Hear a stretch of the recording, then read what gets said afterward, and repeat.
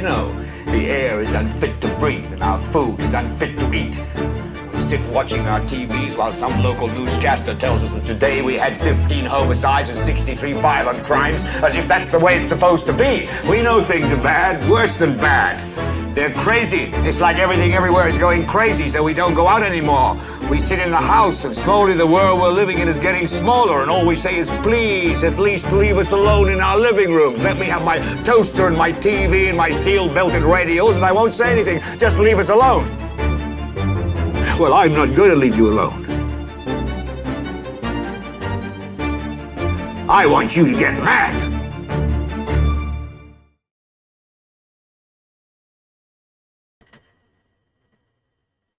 I don't know about y'all, but I'm mad about it. Them pulling all these ass flim-flams and agendas and things that they got. I like to put a pot knot on their head. Looks like a unicorn's horn. Starting with Joe Biden and going all the way down. What do you call those? Xylophone? Isn't that the one with the little metal bars that you hit with the mallets? Yep. I'd line them all up on Capitol Hill. Tell them to bit over real quick. And play Rise of the Valkyrie right on top of their heads. Welcome, ladies and gentlemen, boys and girls, children of all ages. It was October of I can't ever remember if it was 2014 or 2015. I'm pretty sure it was 2014 because we were going into 2015. I'm pretty sure that's how it goes. So let's say 2014. 14, 15, 16. Bro, that's a long time. That's a long time to be messing around with these monsters and demons and phantoms and ghouls and ghosts and goblins. Yeah. And let me just go ahead and pull out this war chest of good fruit that came from it. Hold on just a second. It weighs about 900 pounds of good fruit within this golden chest that I've gathered from this Bigfoot community. No, hold on. It'll take a minute to drag it in here now. Yeah. Cousin Kentuckian says he can only verify back in 2017. Yeah, that's just like a criminal adding on extra time. Extra time off. What's going on, folks? You read it right. It's the last episode, the final episode of The Late Show. I don't think Byron even knew that. Did you know that, Byron? No. I got the memo right before we jumped on. You've been saying it for a while. Yeah, I've been saying it in private for a while. You're a witness to that.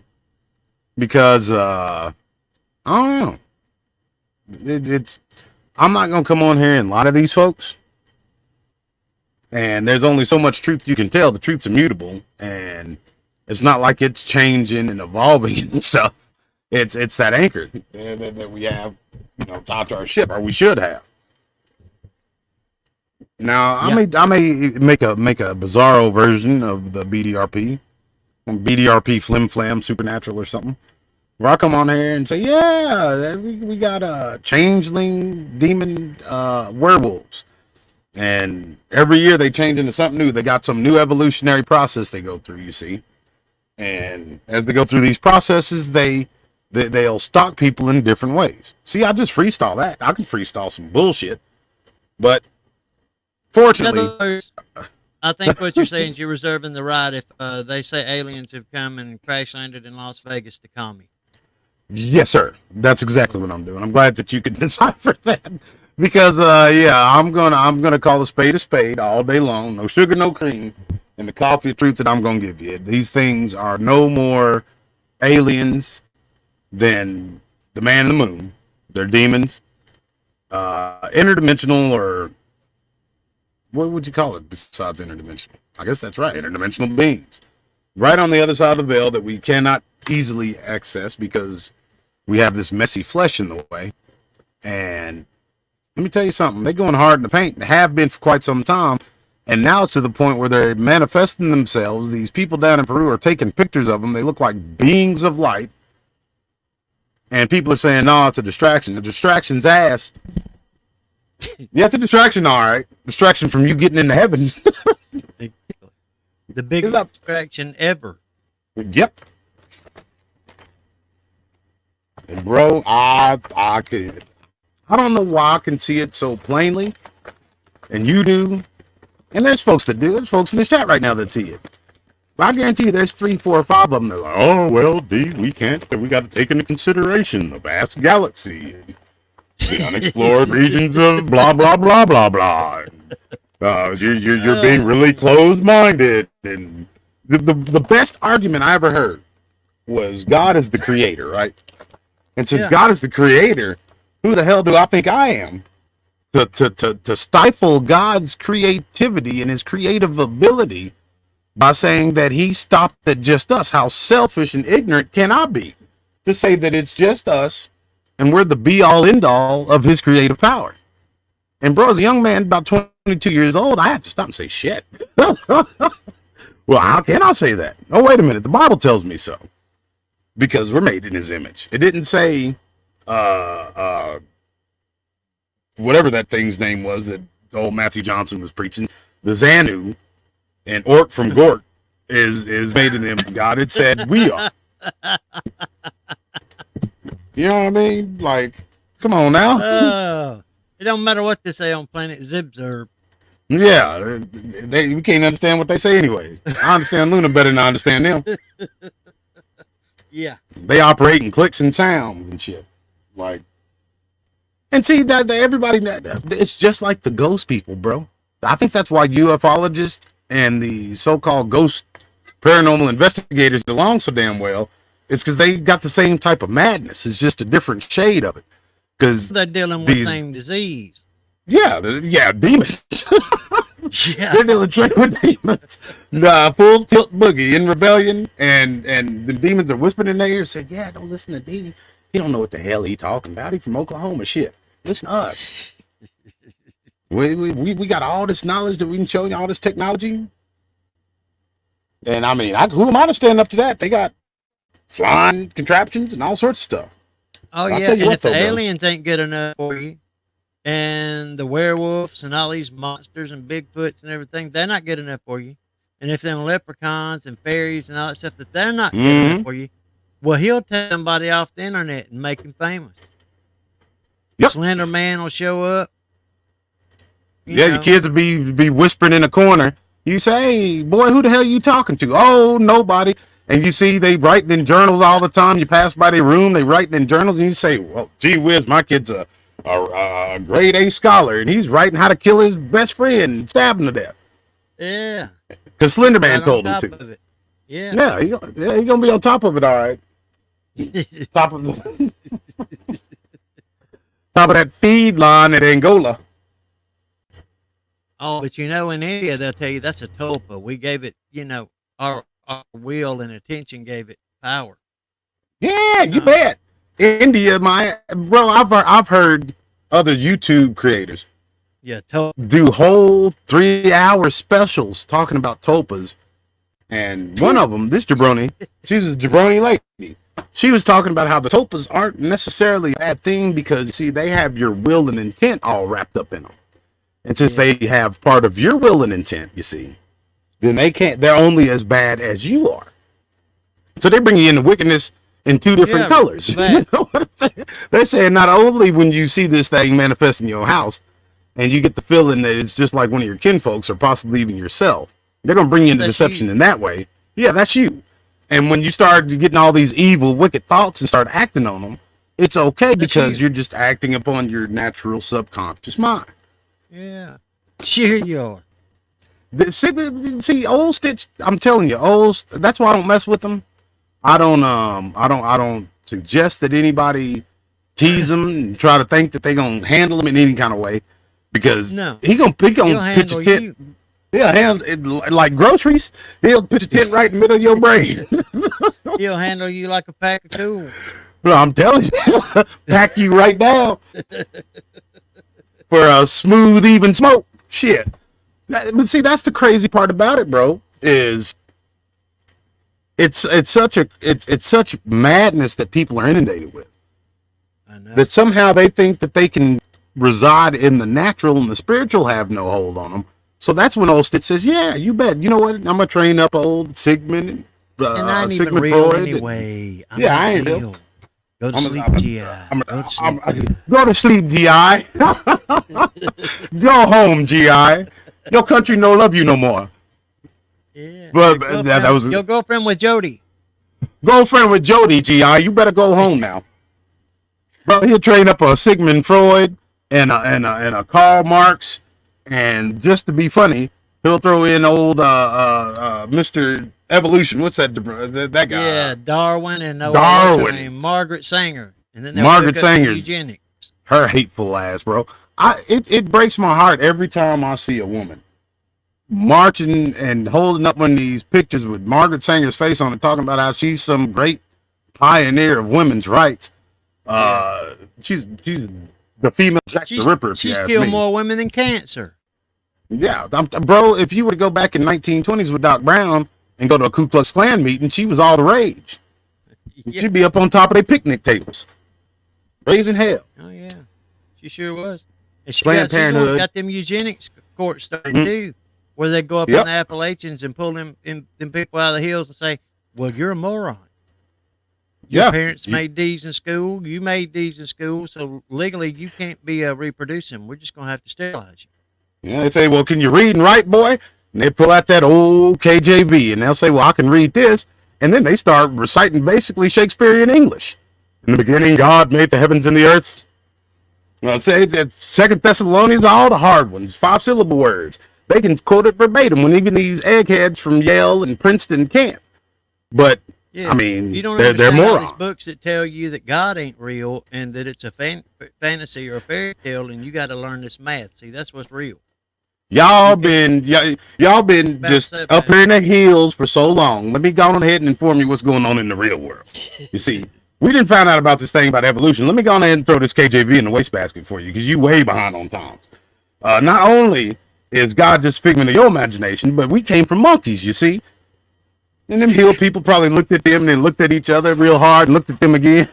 Scratched their head, turn their head sideways like a German Shepherd. I bet some of them ambassadors for education didn't make it back, bro. They probably thought they were demon possessed in there. Probably right.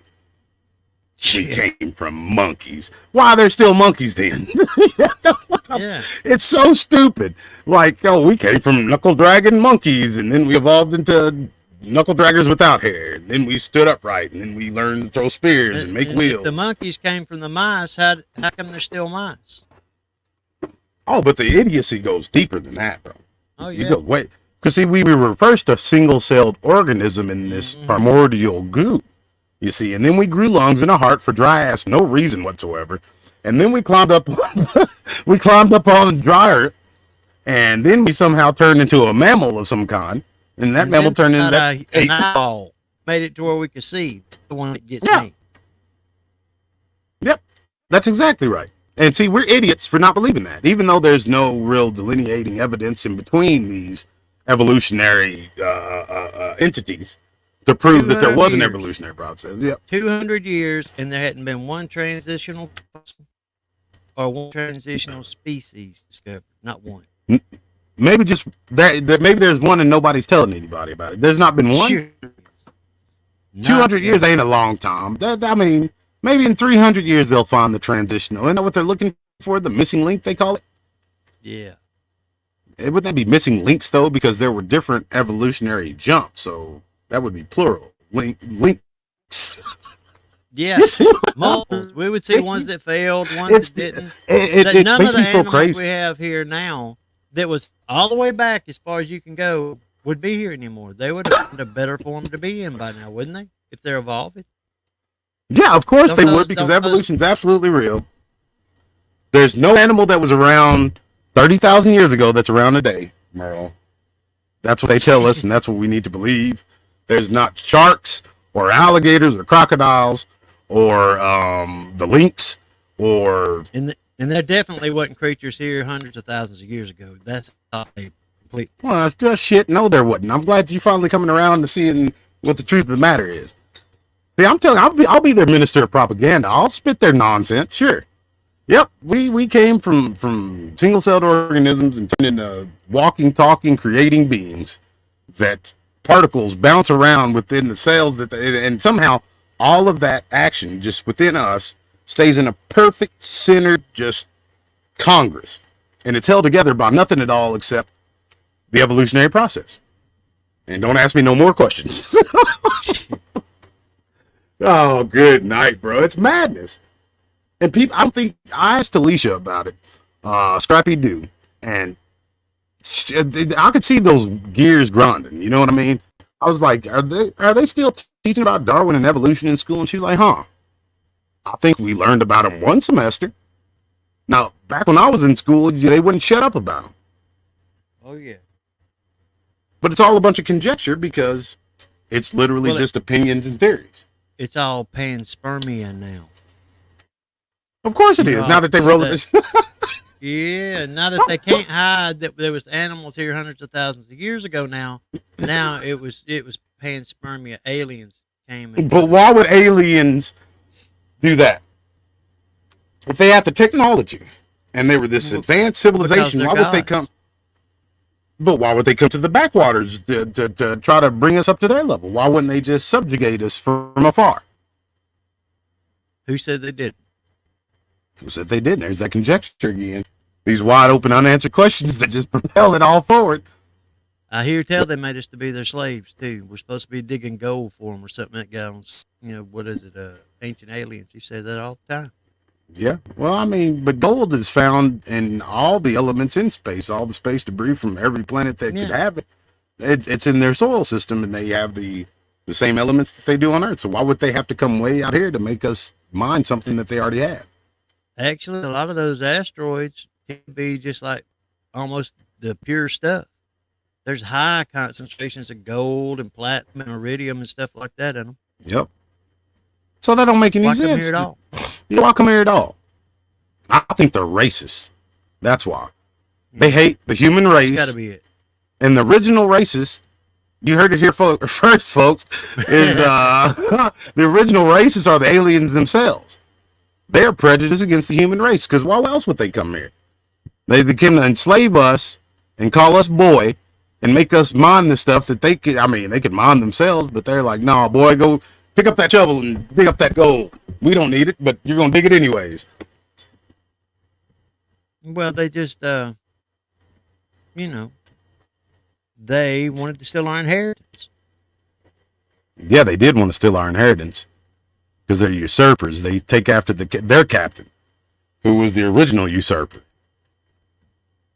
Yep. They're bastards, really, bro. They came and stole. They stole men's wives, and then they, on top of that, according to them at least, and they did enslave a lot of the human race, if not all, at one point in time.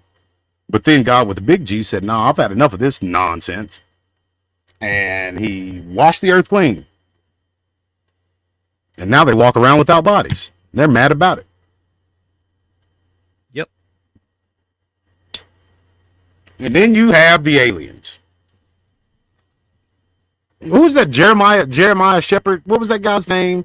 Who supposedly read the Emerald Tablets, and he's the one that came up with all this. Oh, Billy Carson. Billy Carson. Not old Sleepy Eyes. It's way before Sleepy Eyes. There was another jabroni. He read the Emerald Tablets of Thoth. He did. What's his name? He's the one that really brought all the Anunnaki nonsense into the forefront. Sitchin. Jeremiah Sitchin. Yeah. Yep. Yeah, he's another one. Took me a minute. These guys love him. Oh yeah, that's their daddy. If it didn't went for Sitchin, him and Eric Von Daniken. Well, Von Daniken really went through some stuff, I think, bro. Isn't that the dude that was taking the pictures and stuff?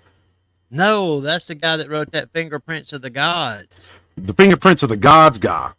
Yeah. That dude's, he I don't know what he's got going, but he went through some stuff, man. Like, just from what I know about film, the pictures he showed was real. Now, I guess maybe they showed him stuff like the devil did Christ, when he showed him all the kings of the world a moment of time, but the pictures he took, I put it this way. What was in the picture is what was. I don't know if it's maybe he set up props. I've heard that theory, but they had to explain it somehow because the shit looked legit. Von Daniken took some pictures? Hold on. I'll look him up. This dude was from Holland or Poland or something like that. Are you talking about George Adamski? Say it one more time. George Adamski, the guy that could call in the UFOs, and they took the pictures of them. Again, he took it with the old school flash photography cameras. Yeah. And there were flying saucers, and they took them back in time, the dinosaur times. Yep, that was Adamski.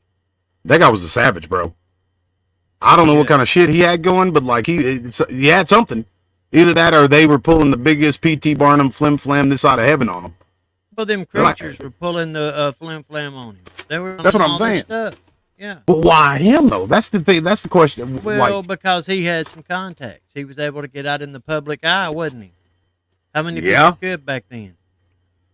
Well, hell, let me tell you something. If this was the antebellum South, post-slavery, pre-emancipation proclamation, and I was taking pictures of that stuff, they'd say, fella, why don't we come talk to you? We're going to put you on TV. It don't even exist yet. Where'd you get this stuff at? So, I mean, he had some pretty... Back then, I think they had a habit of just hanging people that did stuff like that. No, yeah, no matter what color they were. Yeah, you pulling out some weird stuff like that, they're like, hey, man. I think that's witchcraft, though. Yeah, that's witchcraft. What are these monsters running around? All those aren't monsters, sir. Those are dinosaurs. Sure they are. Sure they are. Yeah, I'm sure they are. Come here, son. I got something to show you. They tar and feather you and burn you at the stake for a witch. Because you got to think, dinosaurs are a relatively new phenomenon. They weren't talking about dinosaurs 300. Yeah, they called them dragons. Same thing. And the pictographs in South America, I believe, where the Mayans were, that show people standing next to what we consider to be a stegosaurus. I picked them, riding them, and using them as a patient. Yep. So, I mean, and that's yet to be explained. Yeah. And it's obvious, though. We talked about that the other night about the biblical locations of certain events, and how it's kind of people's minds of where they took place and where they actually took place are unfortunately two different things. Yeah. What was it? The cedars of Lebanon. Yeah. There are no cedars in Lebanon. No, they're scrub brushes. Yep. Well, I don't even think it wasn't called even Lebanon back then, was it? Yeah. That island has been called Lebanon all the way back. Well, there had to be something that, and what Merle pointed out, what makes sense to me, is there's a place here in the United States that has a lot of the type of wood that he made the temple with. We talked about the other night, King Solomon's mines. What was it? Brazil? Yep. That word literally means diamond in Paleo Hebrew. Yep. There's a lot of mines down there. See, that's the thing about it. Somehow they'll tell you all these events and they're disjointed. But somehow they convinced us that our nautical know-how was far more primitive than it actually was. And when you look at the Vikings and everything that they did within that, if you think about it, the Vikings had an age of 500 years, 400 some odd years. But their nautical know-how was so much that they went around the entirety of the world and mapped it out. And if you look at the time that they were around, then look at the Middle East and parts of Africa, things stop making sense, because what they say we could do nautically then, it was surpassed far and beyond, even before the Vikings. Yeah, have you seen that thing about China? How they basically had super tankers? Super tankers? Yeah, they had ships made out of wood the size of super tankers with similar carrying capacity. I've not seen it, but I believe it wholeheartedly, because why wouldn't they? That's my thing. Like, we somehow, within the past 200 and some odd years since the age of enlightenment, think that we are the be-all, end-all of intellectualism throughout the entirety of the human race. We can't recreate Greek concrete, our Grecian concrete. Yeah. Well, look at it like our Roman fire, or whatever it was called. Greek fire and Roman Greek fire, Roman concrete. It's all crazy, man. It's all crazy. Yeah, but I mean, that's an easy way to put it. But there's too much intent behind it.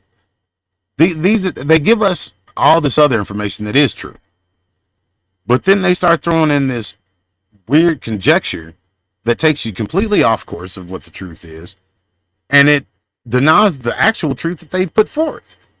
That's how you know the devil's involved. There's too much chaos. It's like this right here. They want to act like everybody was just, cavemen. Yeah, like everybody was retarded or something. Ago. Yeah, and we've gotten so super smart up until now. But see, there's a problem with that theory. I remember my grandkids shaking their heads and looking at our parents and saying, "I don't know what this next generation is going to do. These kids are crazy.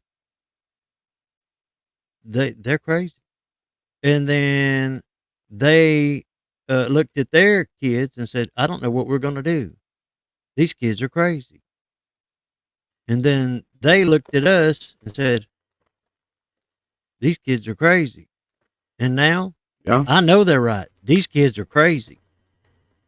People used to speak 5, 6 languages.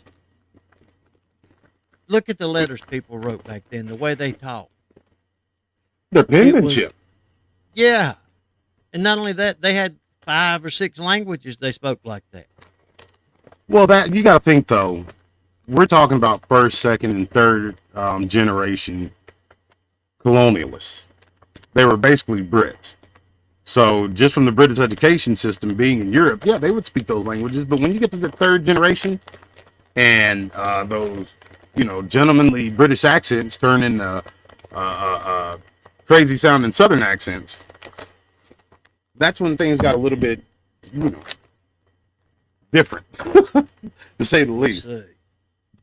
But see, unlike England and the Middle East, all those countries, Persia, unlike all these great empires that have been around for hundreds, if not 1,000 years or so, we're a baby.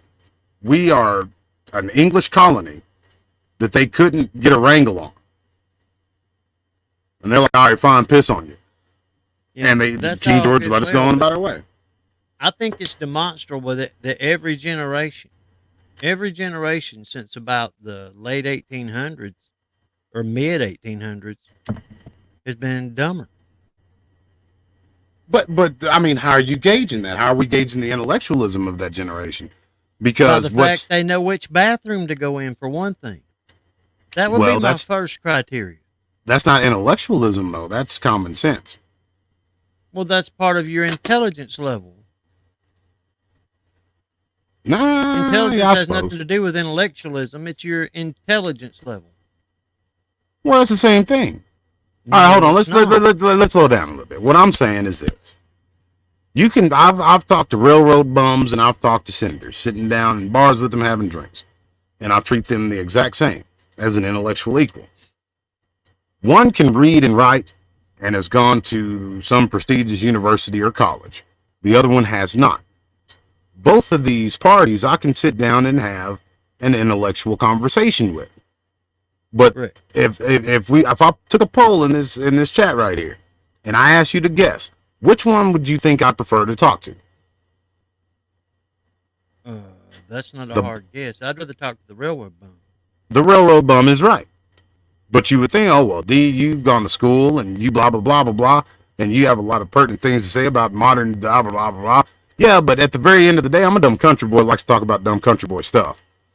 I'd rather talk about the striper that's biting up here north at Lake Scott King than whatever nonsense whatever lies the senator's about to conjure up. Yeah, or whatever happened 500 years ago in China. Exactly. So when I talk about intellectualism, I'm talking about just to quote Paul, much learning doth make one go mad. Exactly. I said intelligence. I didn't say intellectualism.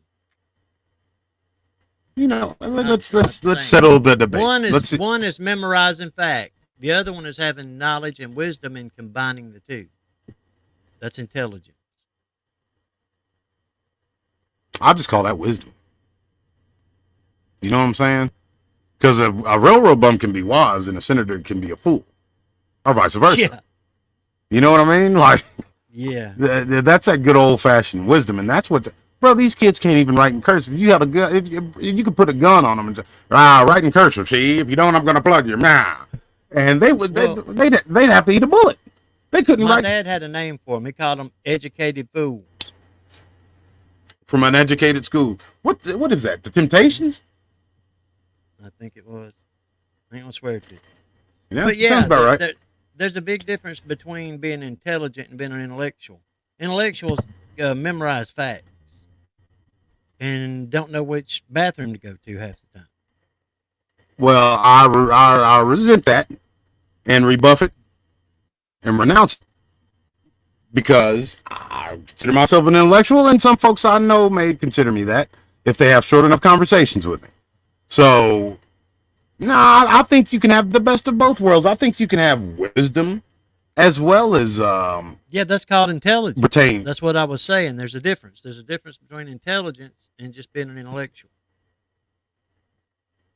I got you. Being an intellectual, not intellectualism in and of itself. And what passes for intellectuals these days, let's turn the clock back to just the early 1900s. Late 1800s, early 1900s. You got Edison, we got Tesla, these great minds and inventors and thinkers. But then you got jabronis like Adolf Hitler wandering around, writing his stupid ass. Bro, I don't know if you ever read Mein Kampf, but I was one of these little Gnostic intellectuals. Like, I'm going to read Mein Kampf so I can, join in this smart conversation. That book was written by somebody with an 8th grade education and no imagination whatsoever. It was stupid. It was all me great, me German, Jews bad. This happened to me when I was a teenager. Believe it or not, if you were to put him up against some of the people in the colleges these days, he'd sound positively smart. I don't know, bro. He was Simple Simon. I challenge folks to do this. Go find the English dubbed version of Adolf Hitler's speeches. I mean, he had millions of people, and cheering for him, going bananas, passing out like he was one of the Beatles, and he was really saying Simple Simon stuff like we're not a downtrodden people, we are a great people, we're German people. There will be one country left at the end of blah blah blah, and that country shall be the Deutschland, Germany. It sounds a whole lot better in German. I'll put it that way. I'll put it like this: when Trump first came out, I thought, "Oh my God." He was using the same slogan Hitler was, "Make Germany great again," was his slogan.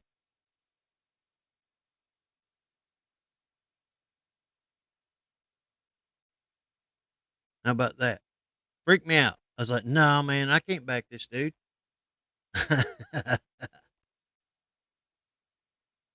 Are you still there?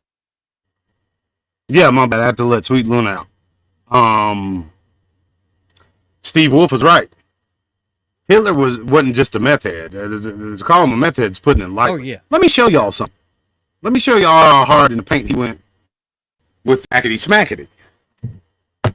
This cat was at the 1936 Olympics. Watching your boy, the first black winner of, I forgot. I mean, he won a lot of stuff. He won a lot of medals that day. But Hitler was there watching him. Teetered completely to the hilt. Rocking back and forth. I mean, it looked like, you'll see. It was kind of crazy. But I mean, he was like, man, this stuff is the bee's knees. I'm going to give it to all my troops.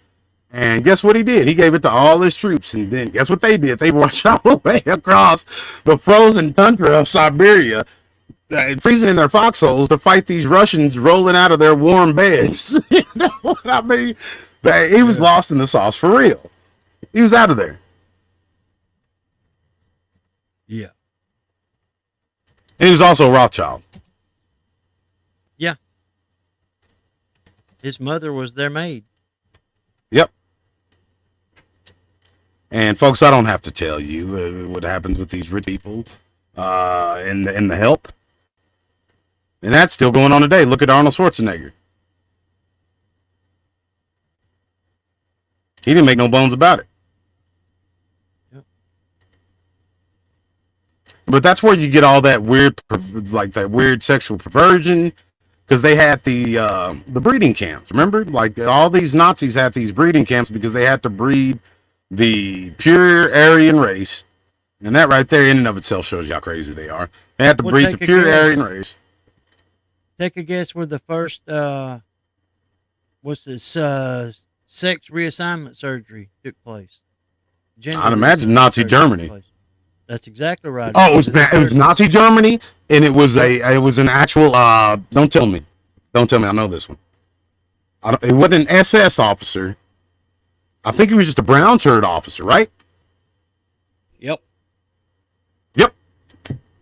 And what's crazy is they subjugated gay folks, but homeboy from the SF, that dude with the gender reassignment. And there was one more of the top brass in the Nazi regime that were like not just homosexual, but they were like, loud and proud. Jesse Owens, thank you, Marlene. How can I forget Jesse Owens? Yeah, Hitler was gay. Well, I've never heard that before. I've heard a lot of terrible things. Yeah.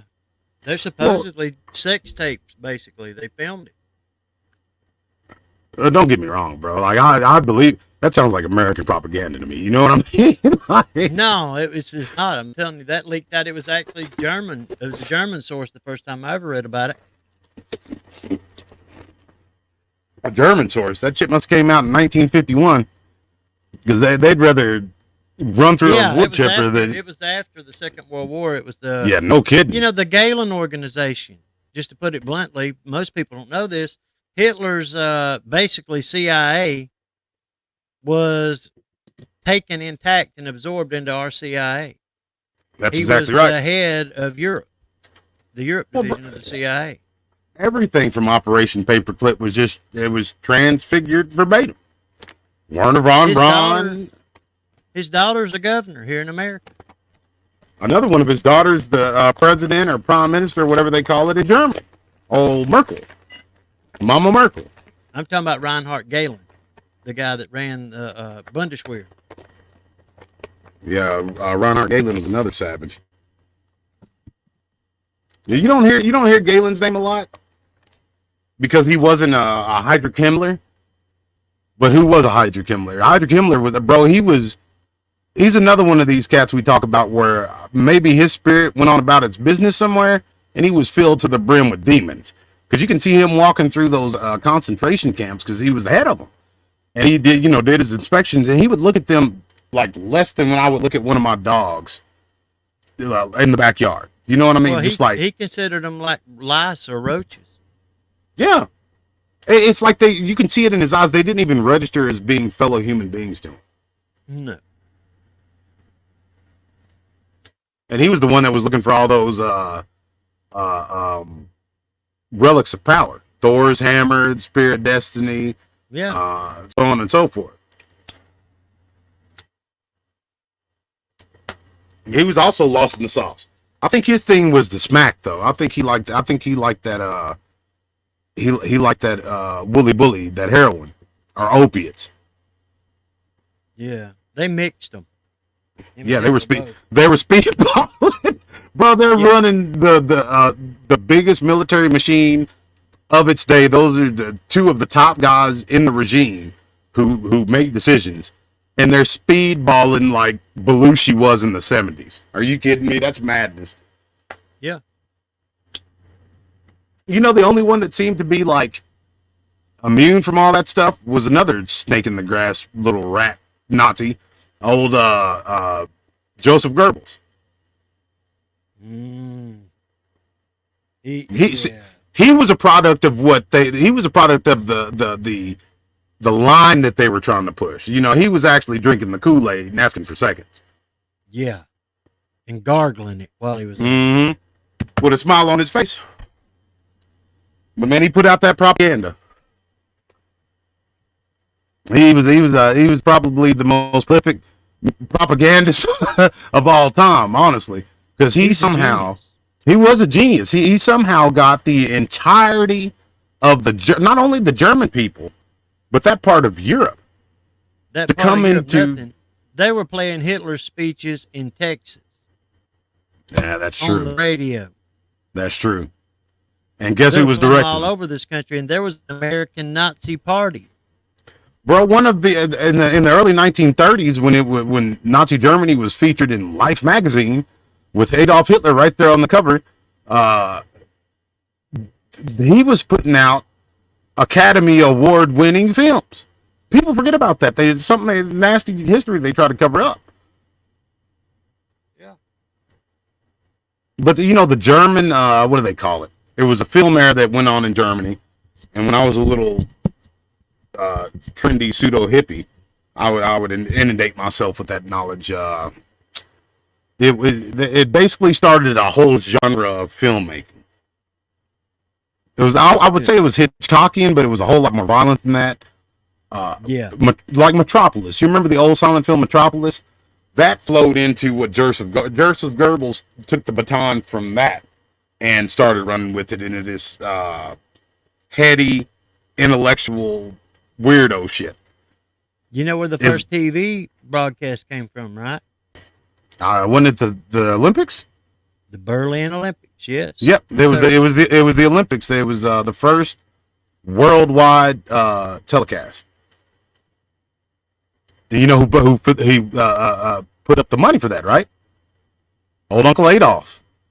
He's like, "No, go grab my checkbook. Berlin's gonna be put on display. Are you kidding me? Yeah. Go get that dope and go get my checkbook." Oh my God, y'all got to see this video. You'll understand what I'm saying. This dude, he was tutored and gootered, and running the country with the strongest military arm. We were going through there in prop planes, folks, and they were flying past us in jets. I still think they were onto something with those Zeppelins. I don't know why they got rid of the Zeppelin, bro. It's just some some malfunction. The Hindenburg. Well, yeah, but they got rid of the Zeppelin. that was that was a tragic. That was a tragic thing that took place. But we learn from our mistakes as human beings. Yeah, but you got to realize they didn't have helium until after World War II. They was having to do it with hydrogen, and they knew more of them was going to catch on fire. Exactly. So let's draw on board and try again. Wehrmacht found out By that the time we come out of World War II, they had it reduces 747s your and said, need "Well, who needs them?" Yep. Yeah, no doubt. But think about that for travel. It'd be a whole hell of a lot slower than anything booking. Yeah, it would be slower. I think it'd be pretty faster than you could drive, and it would be comfortable. And it'd be safer, I believe. I believe it'd be safer. Oh, I know it would. With helium. Yeah, we could make with helium. A dirigible today that would be awesome. Have like dining cars on them like they did with the old train. Bro, it'd be as big. You could have a Zeppelin as big as like a luxury liner if you think about it. Yeah. Wouldn't that be something? That's some steampunk stuff. That. Yeah, imagine that. And you'd be able to go all the way across the country in a day. Yeah. In a day. I don't know about all the way across the country in a day, though, bro. Those things you could go from the East Coast to the West Coast in about 24 hours. Yeah. I can see it. Yeah. Now, going back the other way, that's the problem. Yeah, they can. Yeah, okay. That's definitely not round trip. Because I remember driving from just Norristown, Pennsylvania to Ardmore, Oklahoma was 21 hours. And that was hell on wheels. Yeah, going as the not having to go around all these obstacles and up and down over terrain. It's just a straight shot as the flies. You know what? I'm in full agreement with you. We should bring back Zeppelin. Why? Yeah. Why not? They're stylish. You wouldn't be putting all of that car that people placed back in like the 40s and 50s. Yeah. You get up, move around comfortably. Aerosols they're putting out all the time. Yep. Just float along. Wonderful. Great for the ecosystem. That way. Yep. But as soon as you get something like that, just like when the freight train came about and started puffing down the rails, you get somebody who's trying to rob that son of a gun. And it might be me. I might be an air pirate like Tailspin. That's for the folks from between 30 and 40. That's what they were, air pirates, bro. Baloo and King Louis. Yeah. And that other guy whose name I forget. Anyways, let's see Hitler high on meth. The Wehrmacht found out that Pervitin reduces fear, it reduces your need to sleep, and it makes you more aggressive. And how? So those three elements right there, when they read that off, Hitler was like, say no more, shut up. Yeah. Order a whole batch of it for the entirety of the I'll army. take it. I'll take it. Yeah, I'll take it. Soul German. Perfect for the German army in 1940. Yeah. Unknown Ola, I wrote a book called Blitzed. It's an account about the drug abuse in Nazi Germany. Look at the picture of Adolf Hitler on the cover of that Looks book. like that old boy that's talking looks like might have had some of it too. Yeah, he looks like he's been up for 3 days marching through the Siberia. Yeah. Pervitin was invented by a Berlin company called Pervitin in 1937. It was a totally new medicine on the market. I seen an old boy. I forget what show it was, but he opened up a what do you call it? A provision pack, a German soldier provision pack, and this was still in it. And for whatever reason, he decided to take it. And I mean, it stands the test of time apparently. Do you not remember that link? 0.015 grams. grams. Finland, the guy in Finland where they ambushed his whole platoon. And Yes, and he went straight up Quentin Tarantino on him. He was like Kill Bill. he He took out a platoon of found the people by bottle. himself. He found out a Didn't he bottle have- of it, and he had mittens on and didn't just take one. He only had like 10 minutes that to spend. He back killed everybody. So he stitched him up a weapon and got that thing out, tried to dump one of them pills in his hand and dumped half the bottle in his hand and just went ahead and took it. And he on a mission. Bro, I bet that's crazy. About 10 minutes later, he was screaming like a banshee. That probably It gave was people like- heart attacks. You remember when that video game Doom first came out, running around, slashing everybody, beating them with the knife and all that stuff? You know that's what he was feeling. He was just running, slash, shoot, slash, Yeah. screaming like a madman. And then the chick that sang that Barbie Girl song was from Germany. He had Barbie Girl playing, just massacring people.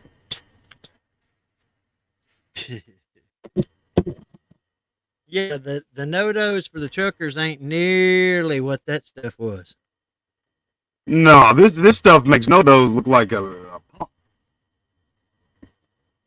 Cure-all, and it contained pure methamphetamine. Today we call Jesus. we call methamphetamine crystal meth, but today it's produced under different conditions in illegal labs. So methamphetamine by Temla. I wouldn't care if it was produced on the moon. It's still the same shit. So the effect is Well, they milder make it in than legal labs too. It ain't ordinary just in crystal illegal meth. labs. Drugs That's still came into sold play, to this for day. example, for the Just to have a army. prescription. Yep, under that same name for people who suffer from somnambulism.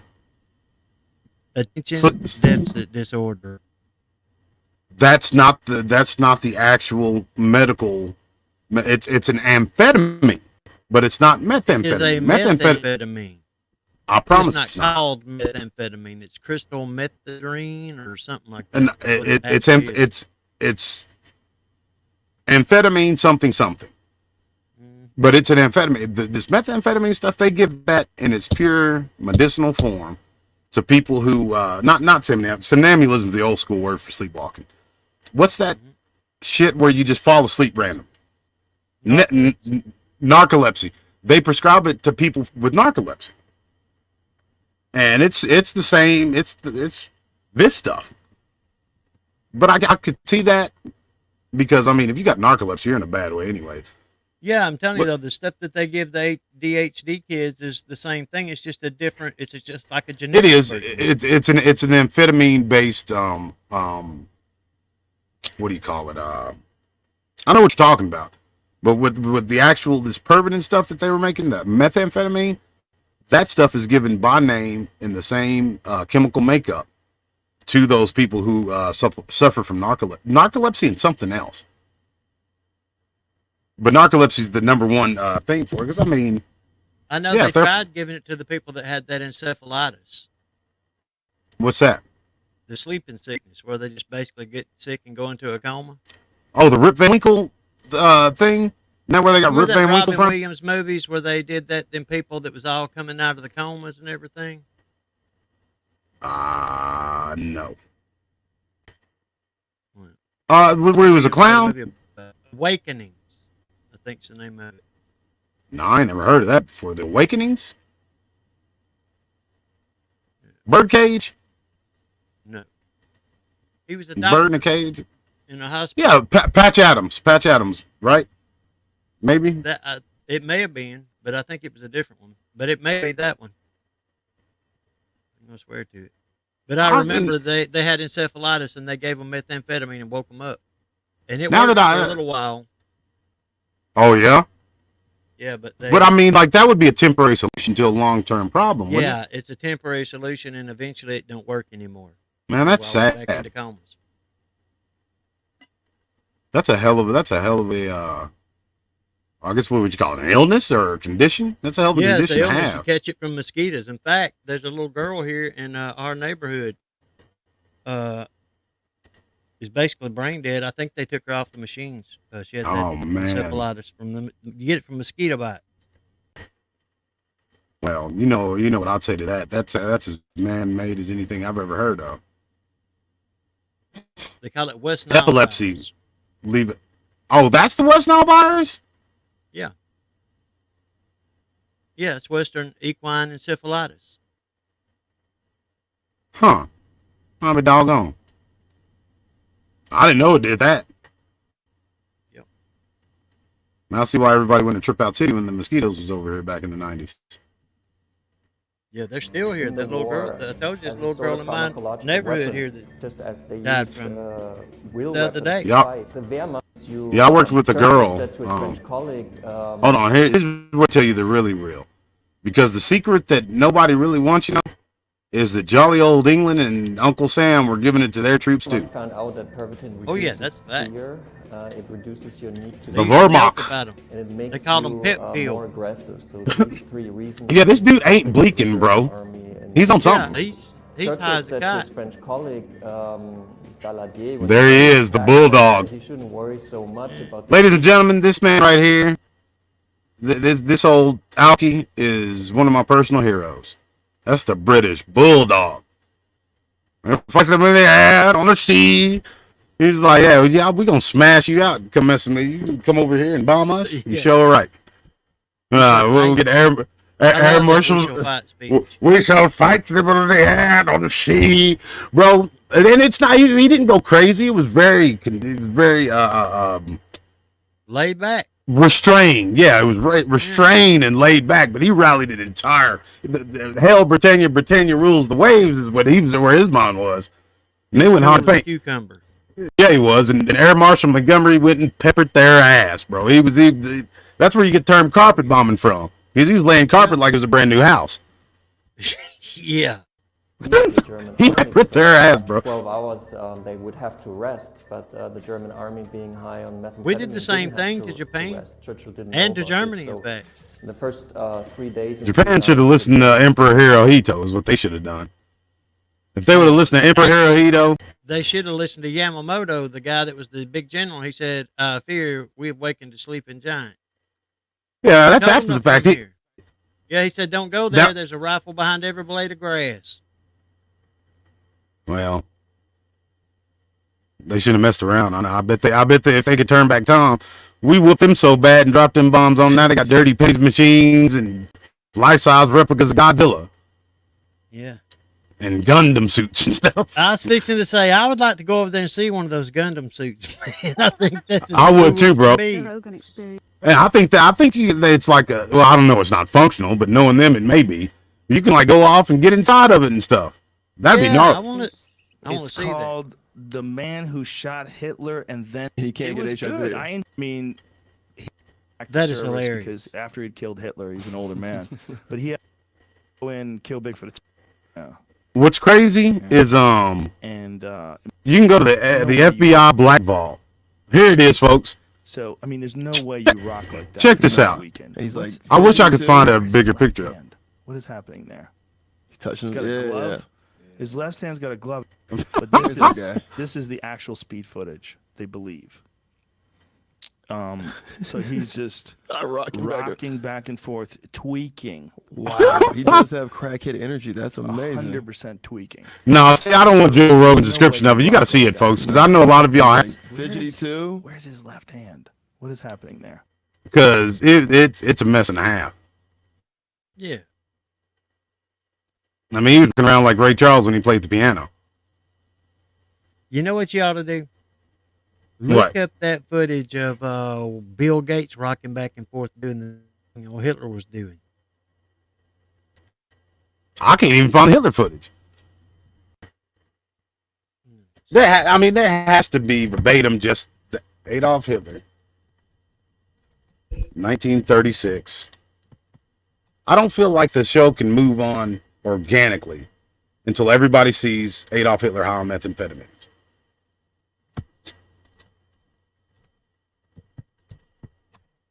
And then we'll go to Bill Gates and in modern times. I ain't never seen that with Bill Gates. The only footage I've ever seen of him young, bro, is when he was, for whatever reason, that's when I thought he was a slow coach, kind of.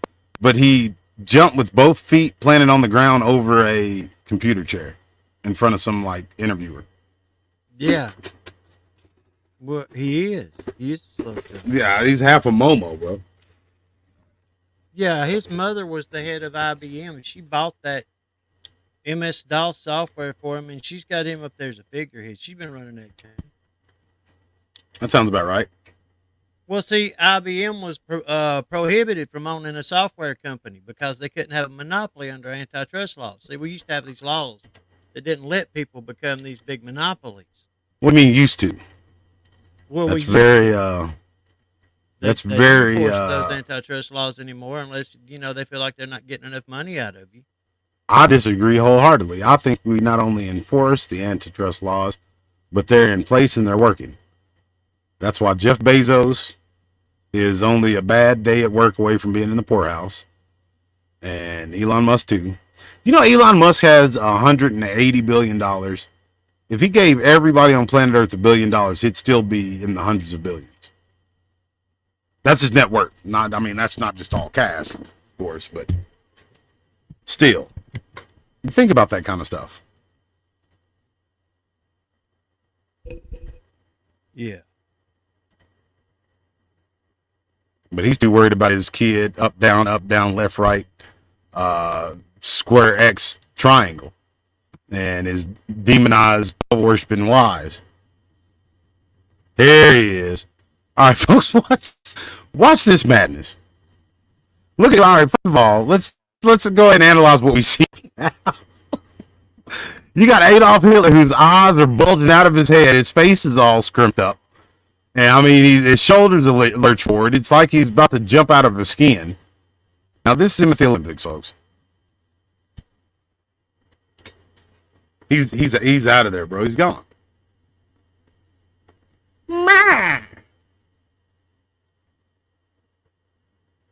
Oh, see, this is the German footage. I think like the actual footage that we took, it shows him because he's rocking back and forth like a wind chime.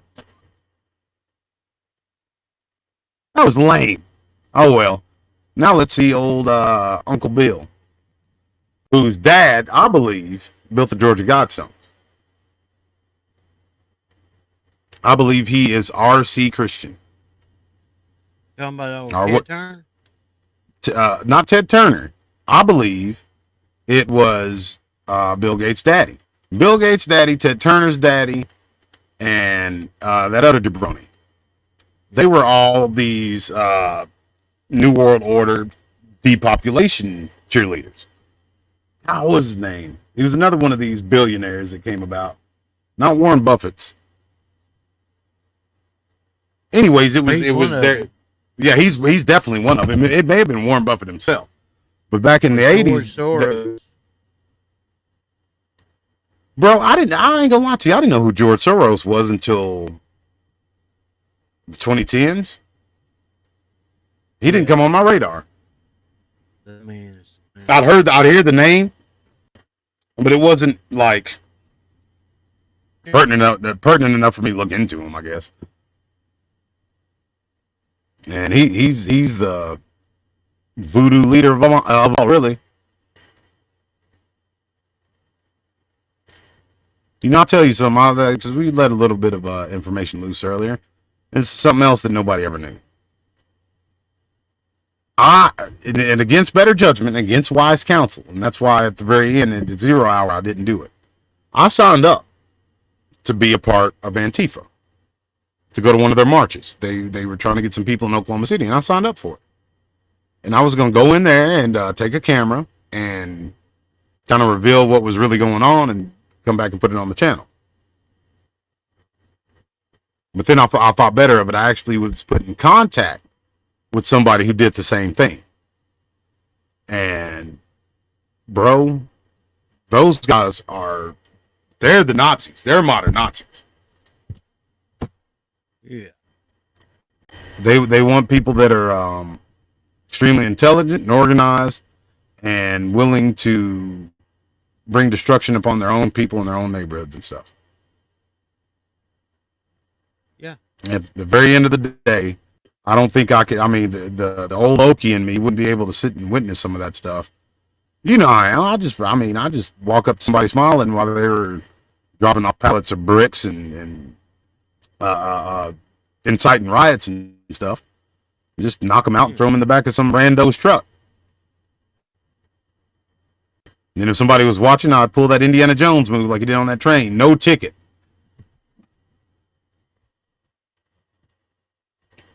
It's great. Because those people are evil. And it's witchcraft.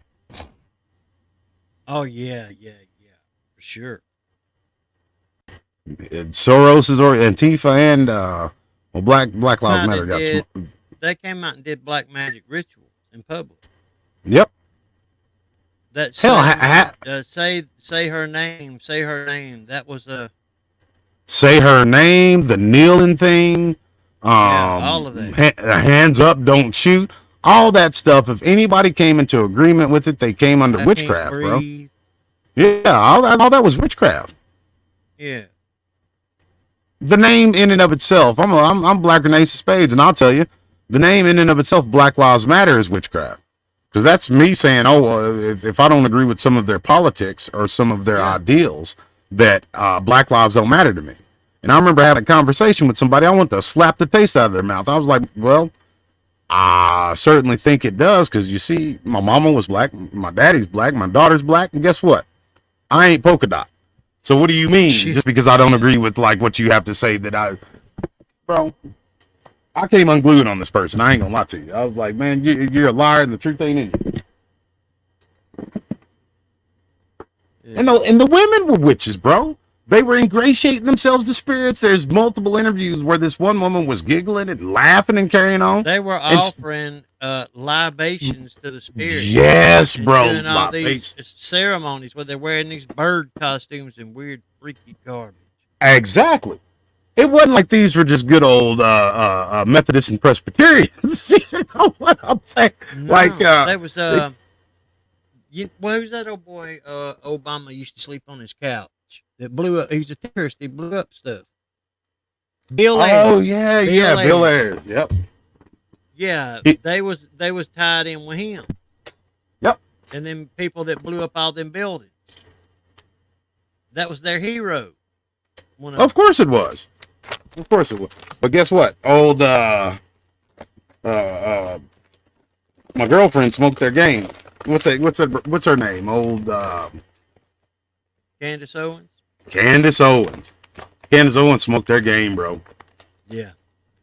She actually went to the families, because everybody forgets about that, because we as Americans have been hypnotized by our own hand into only taking in certain amounts of information, because we spend our time on TikTok, fall asleep with our phones in our hand until it hits our face to wake us up to let us know that something is being rerouted and rewired within our brain because of that. But anyways, I digress.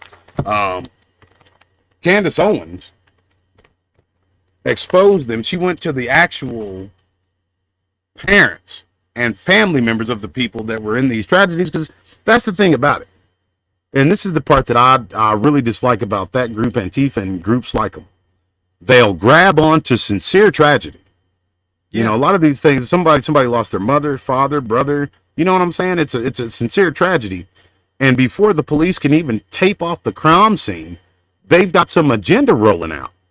And we, as the American people, no matter what color we are, a lot of us, and I'd even say the majority of us, will grab onto that and share in someone else's offense, which we ain't supposed to be doing according to the word of God.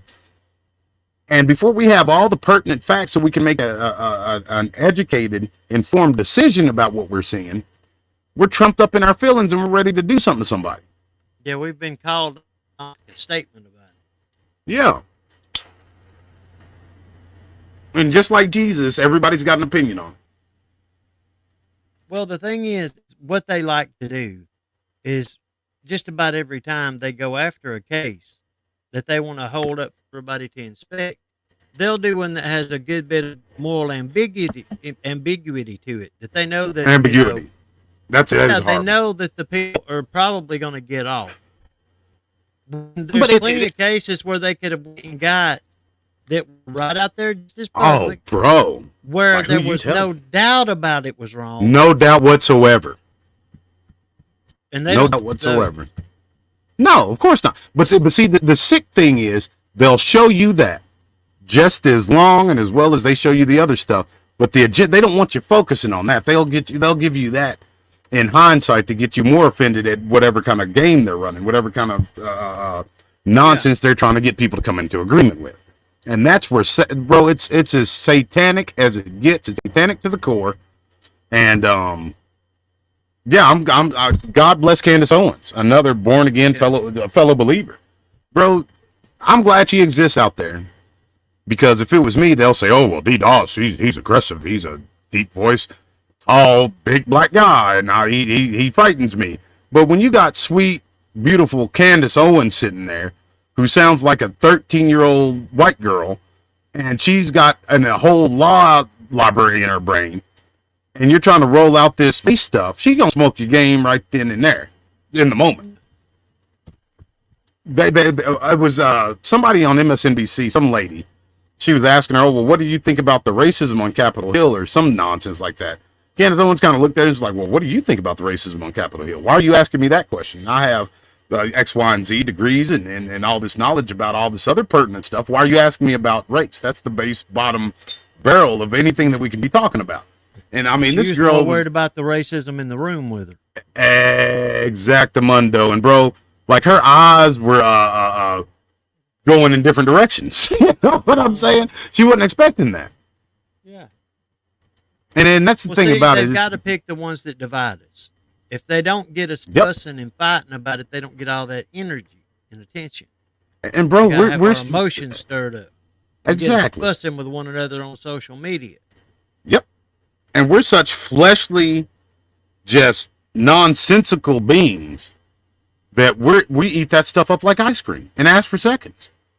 We're so, it's almost like an addiction, it seems like, bro. Yeah, it's ridiculous. Like, predictable and ridiculous, because it seems like that's what we want. We want some sort of salacious thing to be offended over, so we can go around the water cooler and ingratiate ourselves to the other jackasses that are talking about it. If it bleeds, it leads.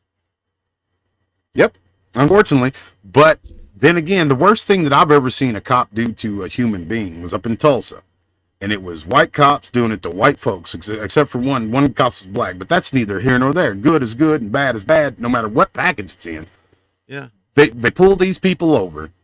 They were obviously scared. I think one of them was mentally ill. And the guy that was mentally ill jumped out of the car. And they drew down on them and murdered these people. Yeah. And I didn't find out. I live in Oklahoma. This happened in Tulsa, one of the biggest cities in my state. And I didn't find out about it until 2 years almost later. And when I saw the footage up, bro, like it I ain't gonna lie to you. I teared up a little bit. Did I ever show you that footage of Kelly Thomas? You told me about it, and I probably didn't want to watch it. Yeah, he was a mentally retarded kid. Yeah, that's what you told me about. Yep. He was in his 20s. He had a beard. No, I've seen that footage. My God, he was a white guy, and these white and black cops came up and just beat him to death. They murdered him. Yep, with him crying for his daddy. Crying for his daddy with his last dying breaths. His daddy, believe it or not, to make it even worse, his daddy was a detective in that city. Well, personally, bro, like police detective. I think that had something to do with it. He was waiting at the bus stop for his daddy. Yep. And I don't even remember what they even said that he rolled up on him for. Started. They just plain up did a shakedown on him, and he kept telling them, "I'm waiting here for my daddy." And you could tell he had the mind of a child. And they killed him. They murdered him. And that didn't even slow him down, though, bro. You're right. The way he was talking, it didn't even. I mean, they didn't miss a beat, bro. That cop got down in front of him and put them gloves on his hands, real slow, and showed them to him. And said, "You see these hands? They're about to f you up and beat that kid to death." Yep. Him and them other cops, and they were laughing while they were doing it. Bro, I done been in a lot of scrapes. You know, I've talked to you about how Dad's Golden Glove boxer in the Army, his paratrooper, taught me how to box, and I was in takedown glove from 9 years old all the way to 19. Why 19, D? Because I had a super senior year, because I didn't think grease meant fat, and I thought when I made it to my senior year, I didn't have to come to school anymore. So I wrestled for a very long time. I know the art of combat with those two things. I fought 7 security guards at once, and let me tell you something, bro. It's hard to beat somebody to death. My wife was picking gravel out of my forehead, elbows, and the back of my head for 2 days.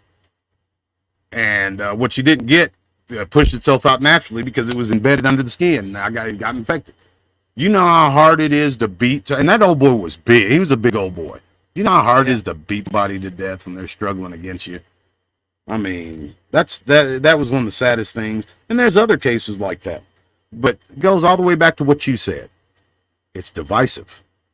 Yeah. And we're such ignorant, fleshly buffoons, so devoid of God and the Spirit of God that it's unreal, that we look for these offenses and we latch onto them, and we somehow pump all this personality of ourselves into it, and we take on these people's offenses when really it's all a big flim-flam. It's all a lie of the devil. And people, I mean, they're riding like a Shetland pony. It's sad. Yeah. It's sad. When the hard, cold truth of the matter is, it don't have to do with the color of your skin. It's you're poor.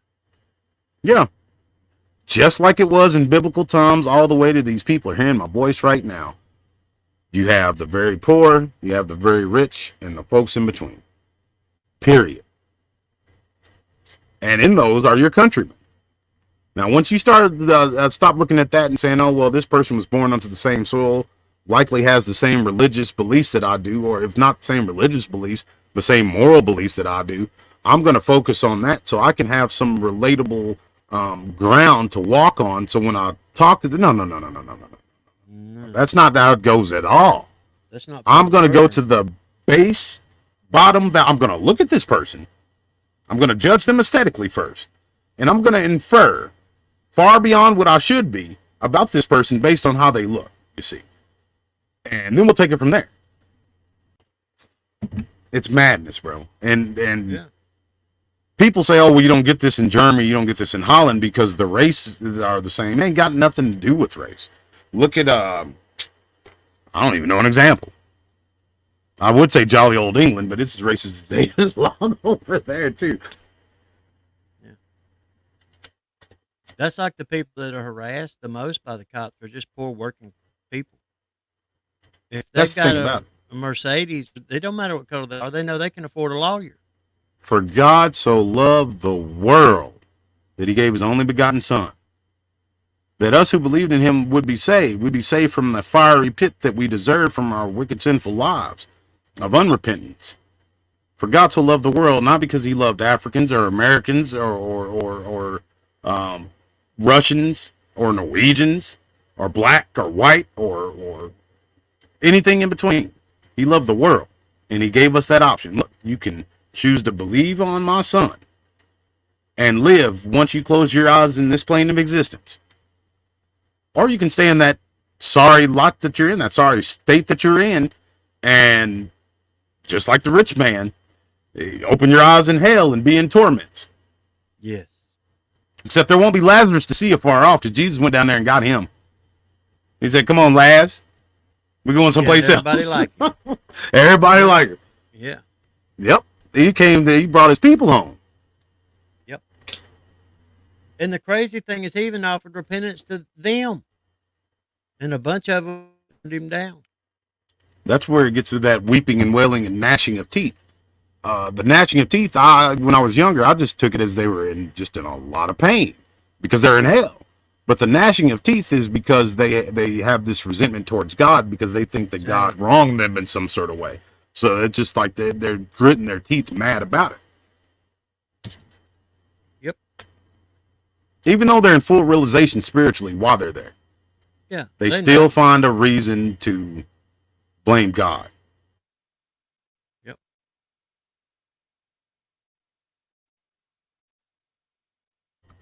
Sad. Folks, if you enjoy this show, hit the like, the thumbs up, hit the subscribe button, click the bell so you can stay up on all the new content. And our goal for tonight is $20.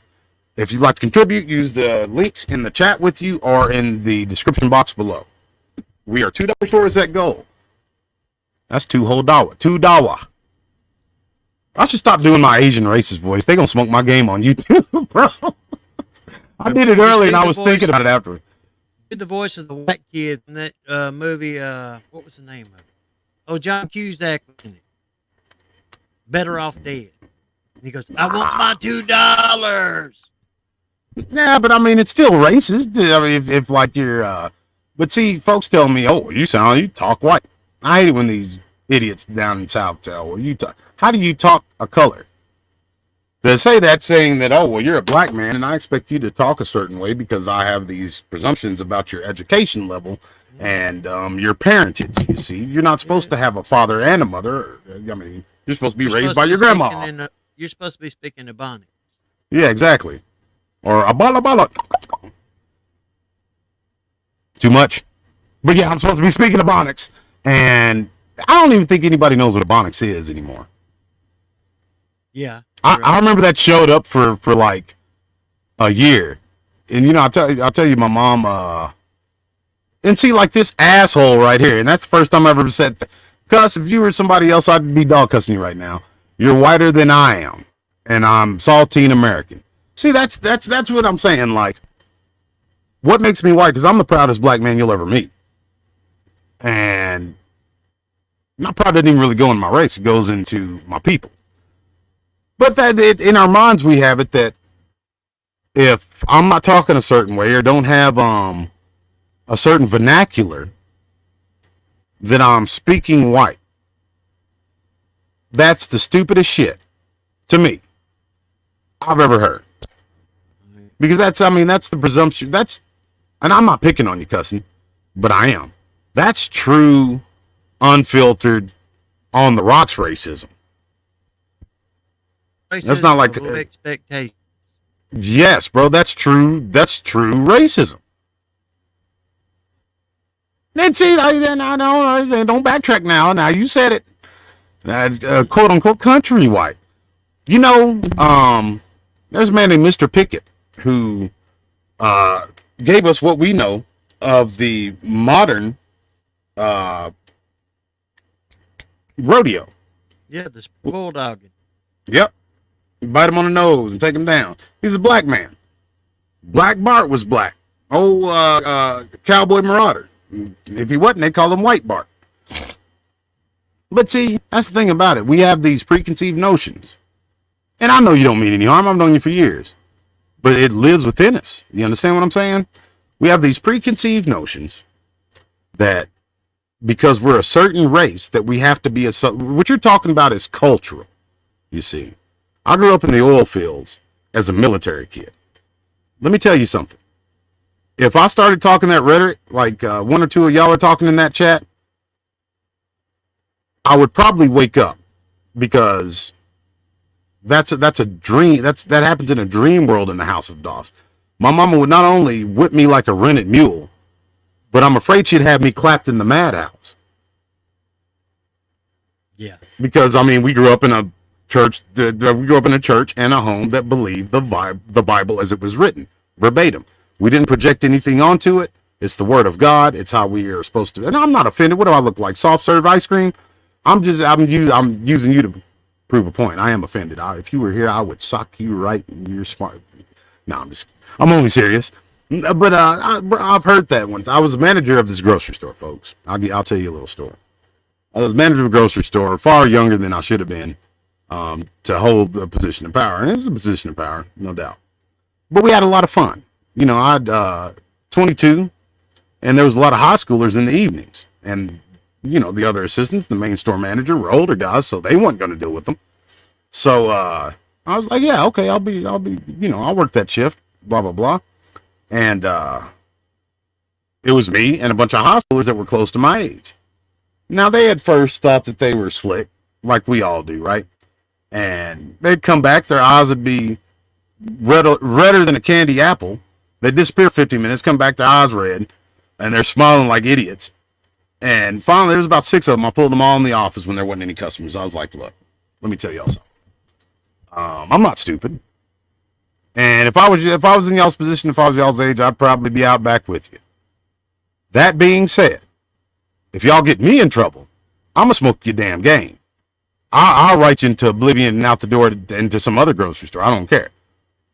But since I'm giving y'all this, since I'm being pragmatic, let's just go hard in the paint and knock it out and make this store look immaculate. Bro, it looked like you were walking into a floor model of what the store should look like. They came in the next day and the big boss coming in. Wow, dude, you did such a great job with those young kids. How did you do it? Like, who knows? You know what I mean? But Case in point, I received all these positions of leadership. I ran a $1 million greenhouse called Southwest Orchids. There was only 2 branches. One was in Sydney, Australia, and the other one was right here in Auburn, Oklahoma, when I was 19 years old. Not only because I lost my mom early, and you know, Dad was a military guy. I was bigger than him, so he was like, you're a grown man. I'll see you. And all that, but because there was a spiritual maturity there, and I think that people could feel it. And they gave me these positions of responsibility, not because of some sort of affirmative action, or because they thought I was better than the other candidates, which I was, but because I'm Alexander the Great, and my God makes me more than a conqueror. And that's just been my mindset. So I'd march forward in that way. So I'll tell you all this to preface this story. There was this girl, and I'm her daughter's godfather to this day. She'll call me once a year. Shit, she's a teenager now, I think. Dadgummit. But in any event, she didn't mean any harm. Sweet, blonde-haired, blue-eyed white girl, just like Adolf Hitler was preaching. And 17, 18 years old, something like that. And I was talking about the rodeo, and she's like, "Oh, D, you talk so white." And for whatever reason, it hit the wrong string that night. And I dressed her down like she was going to Easter Sunday. And it's one of the few times that the Lord allowed me to hear my voice and how draconian and authoritative it is outside yourself. And there's a lot, some of y'all may know what I'm talking about. Like the Lord will pull you out of yourself momentarily so you can hear yourself, like how other people hear you. And it was one of those times, and I was like, man, I sound like King Kong. I sound like a mom. Like, what am I doing? Raising my voice at this point. And I could see the tears swelling up in her pretty blue eyes. And I think I laughed it off, and I was like, oh, just kidding. Gotcha. And then I went back to the office for the rest of the night. But it was one of those things that, like, yeah, people are going to continue to say this because they have this preconceived notion. They think that because you're a colored fella from the South, that you're supposed to speak a certain way. And when you don't speak that way, they're going to show their ignorance by opening their mouth to show the conjecture thereof. So it's not like I'm not used to hearing it, but I'm sure old Cool Hand Luke was used to digging them holes for no reason at all in that yard, and he got tired of it too. You know what I'm saying? Like, yeah. But stereotypes, right? I like chicken. Don't like watermelon. But I like grape soda. I like watermelon, but I don't like grape soda. I don't like chicken. I don't like chicken. That's a lie. I don't like watermelon, bro. I never have. It don't got no kind of It don't have any kind of like real. Yeah, it's. I mean, it's just nah. Strawberries, on the other hand, bananas. In the hot summertime when you got a cold watermelon on ice in the cooler. That's what everybody tells me, man. I worked concrete one time. One of my brother-in-laws. Hottest summer probably on record in Oklahoma. And man, they bust out this cooler with this watermelon, and I didn't care. I just wanted something cold, and I ate that, and I was like, this sucks. You know, I was kind enough to eat the slice that they gave me, and I think that was the last time I ate it. Didn't have no good flavor or something. I guess. But I mean, why does watermelon, like the artificial stuff, taste so much better than the real stuff? Artificial strawberry, like strawberry soda or strawberry candy, it tastes so much better. Yeah, I suppose. But the thing is, you have to thump a watermelon, see if it's ripe, and until it's ripe, it ain't as sweet, and they don't have as much flavor until it's ripe. That's true. And I know the sound of it just from working in the grocery store, but I mean, it just tastes like a different degree of. That happens. I like bananas, like green bananas. Yeah. Green bananas are pretty gross, though, actually. I'll tell you something that's good. It looks like a banana, but it's called a plantain. I've eaten fried plantains, and they are actually really good. They taste like some sort of a wild gamey potato. Yeah. They make them like home fries. I used to eat breakfast at a Cuban restaurant every morning when I stayed down in Miami. They have the best breakfast ever. Who is it now? This was, it was down in Miami. It was a Cuban restaurant. I used to eat breakfast there. And man, the food was delicious. This was back before Starbucks and all that, like in the early 90s. That Cuban coffee gets you up and at 'em. Yes, they had that Cafe Cubano. You'd be rocking back and forth like Hitler was doing in that video. Yes, buddy, you ain't kidding. Espresso. No, they don't call it espresso. Do they call it espresso? I don't know. They say espresso. Yeah, they gave it to me in this little ass like a shot glass, coffee but it's made out of a coffee cup material. Yeah, and it cost me $4, bro. I remember going to one in Oklahoma City with this girl I was dating from Cuba. Mm-hmm. And I was like, man, at it, you're like, man, that's a ripoff. And after you take that shot of coffee, you're like, wow, that was worth $4. Plenty of flavor too. So, Cuss, I'm gonna throw you a little bit of a bone. I was picking on you to prove a point because I know you personally. So, I'll tell you what. I just calm down on the race stuff. We're both Americans. Let's put that energy into subjugating the Canadians. Speaking of Canadians, me and Merle had a very long, drawn. You know where I'm going with it, huh? Yeah. We had a very long and drawn out. It's probably longer than it needed to be, but it was an awesome conversation about what we would do if we were in leadership positions like commander in chief and president. And all I could think of is peppering these countries with tungsten rods from space. Yeah, the rods from God, they call them. Yep, rods from God, God's rod. And I really do think that would make people sit down and shut up and relax. Yeah. I mean, I'm talking about like on a feeder, like a Gatling gun. Yeah, and all these people who do things that they're not supposed to do, that commit crimes against children or things of that nature. You gone on ahead and you're gonna have a dossier on them anyways. When you get takeoff, is you get them and take them to an open field, or better yet, line them down Pennsylvania Avenue. And once you get those codes, yeah, all that. I'm telling you, bro, we would go back to Philadelphia. Philadelphia would be the capital again. Mm-hmm. All that beautiful Roman architecture. They be talking about me on CNN saying, oh, well, President Doss just completely destroyed all this beautiful architecture, blah, blah, blah. And I'd chime in. I'd interrupt the feed and say, yeah, I did it. I'm glad, see. There commit too many crimes on Capitol Hill. Yeah. Uh-oh, are you serious? Ladies and gentlemen, I have an announcement to make. This is no longer the last episode because this gave me glee in my heart and my soul to read this. You know what? I'm going to turn on my camera for this one. I want you to see my eyeballs. Like, folks, there's some people that I haven't gotten along with. Let's put it that way on YouTube.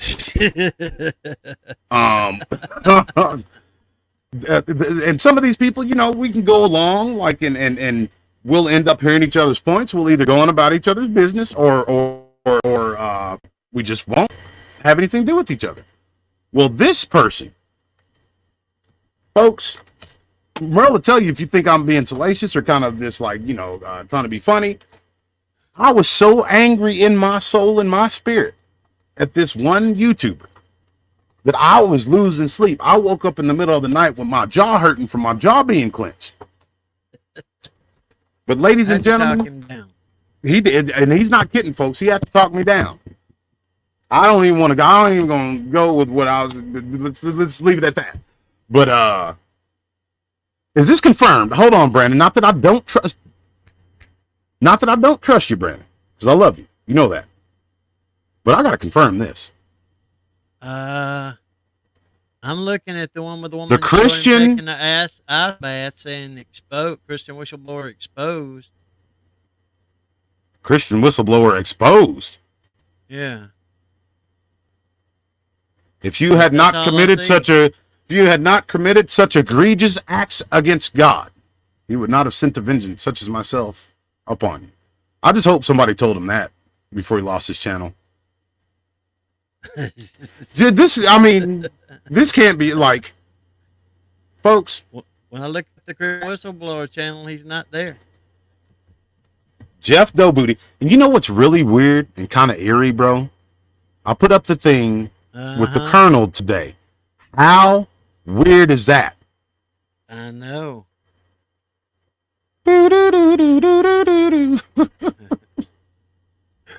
Oh, I'm really showing a lot of I'm showing a lot of self-control and containment right now. Yeah. You're doing good. I'm proud of you. So I've lost a little bit of weight, folks. I'm down close to around 230. I could probably do a cartwheel if I wanted to. I'm surprised you're not up dancing a war dance. Well, it's a dance of peace now. What's wrong with Jeffrey Dougherty? See, now I never did see any of this stuff. This is from 4 months ago. Yeah. Palladian Healer. Jeffrey Dougherty defeated. Demon-possessed gatekeeper of hell is defeated. Emerald Eyes. My name's...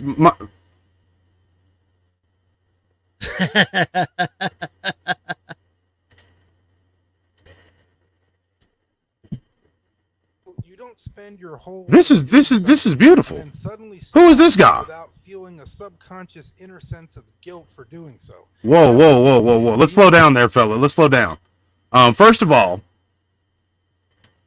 I'd like to say to you, Mr. Emerald Eyes, I don't know if you folks can see it, but I am subscribing to your channel.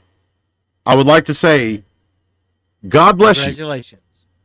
Congratulations. Yeah.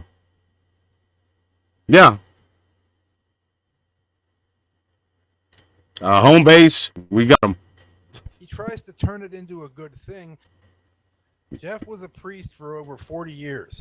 He went into Christianity all the way, and because of his arrogance, it took him that long to mentally acknowledge he was wrong for doing so. Amen. So you don't spend your whole life doing something and then suddenly stop. So this is there's a little bit of a channel. They say I'm demon possessed. They're right. The Borg of Heaven. That son of a bitch. Light of darkness, esoteric economies. Why worship a deity? The Bible says Christianity, and it's probably something blasphemous. I see an old one from a year ago, well, October 4th, 2021, and it says, the Christian whistleblower, October 4th, if you are scared of the truth, people, go to, never mind. It says basically that the Matrix is real. Damn him! That's what he's talking about. I want to hear what this brother right here, because he's preaching. You don't spend your whole life doing something and then suddenly stop without feeling a subconscious inner sense of guilt for doing it. Amen, brother. Admits he is demon possessed. Amen. He tries to turn it into a good thing, but all that proves is how much of a spin doctor clown he really is. There is no good reason to admit to being compromised like that. This guy has his head so far up his butt that he's been suffocated by his own stench. You can't talk to this guy at all. You either agree with him or he bans you or hangs up on you, period. I'm living rent-free in the head of Jeffrey Dahmer. I'm walking my personal Calvary mile to do-it-yourself crucifixion. It's a do-it-yourself crucifixion. It's kingdom of clowns where martyrdom frowns. I fight for my hammer and nails. We're an endless procession of lost, dispossessed unbelievers whose prayers go unheard and unanswered, like junk mail for Jesus. Now, folks, y'all listen to me long enough to fill in the blanks of what we were talking about. Is this really the last live show? Annie's Vincent said. It was. I'm dead serious. I'm dead serious. I was just going to start putting up content because, I mean, like, listen, folks, I'm a content creator. This is YouTube. YouTube rewards you for creating content. This is not the radio. You know what I'm saying? I'd still do shows and I'd jump on here and chop it up with y'all because I love y'all. But, yeah, I was just going to shoot forward and Hulk smash all the competition, that Alexander the Great stuff. But I'm not going anywhere, Annie, just for you. I've never seen you before, but welcome to the BDRP, whatever the name of the show is. This is what's going on that's important to me right here. I can't express the glee and joy, not happiness, joy in my soul right now. You have no idea how much restraint the Holy Spirit put on me. I don't even want to go into it. I usually just listen. Annie, well, God bless you. I'm glad that you jumped in today. Today is a momentous day. Kalu Kalay. It's my unbirthday too. Like a true cult leader, he often says he is the only truther out there worth listening to. He demands you to listen to him and him alone. People are really... This old boy's mad about it, Merle. But hey, Apostle Paul also said he had the angel of Satan in his flesh, and look at all the fools who followed the cult leader Jim Jones. Well, make no mistake, I wouldn't call them fools. Jeff knows about Isaiah 65, where Amen. People will get to live for thousands of years. He said, I create new heavens and a new earth. The former won't be remembered. There won't be an infant of days or an old man that didn't fill his days. For the child will die 100 years old, but the sinner being 100 will be cursed. Period. For as the days of a tree are the days of my people. Amen. Yet giving you the lie of eternal life. In the day this dude's going hard in the paint. Because of this, none of his work. Jeff was a priest for over 40 years. He went into Christianity all the way. And because of his arrogance, why did he just give us his script? Because of his arrogance, it took him that long to mentally acknowledge he was wrong for doing so. Also, you don't spend your whole life doing something and then suddenly stop without feeling a subconscious inner sense of guilt. Jeff admits he is demon possessed. He tries to turn it into a good thing. But all that proves is how much of a spin Dr. Clown he really is. Make no mistake, Jeff knows about Isaiah 65, where it's saying that people will get to live for thousands of years. Yet he wants you to refuse the light at the end of the tunnel so that you stay dead forever. Though he mentally knows Christianity is wrong, he secretly feels guilty for wasting his life and for being an apostate. Jeff denies reincarnation to punish himself. Reincarnation? It's an odd choice of words. Jeff is a spin Dr. Clown who plays around with words like peace and safety, sudden destruction. But all he really does is talk out his butt. Because of this, none of his work can be trusted. He's just twisting things so he can argue being demon-possessed is good and reincarnation is bad. Well, I don't necessarily believe, this young man in reincarnation, but besides that, he's preaching, as far as I can tell. Yeah. This may be the marathon I've been talking about.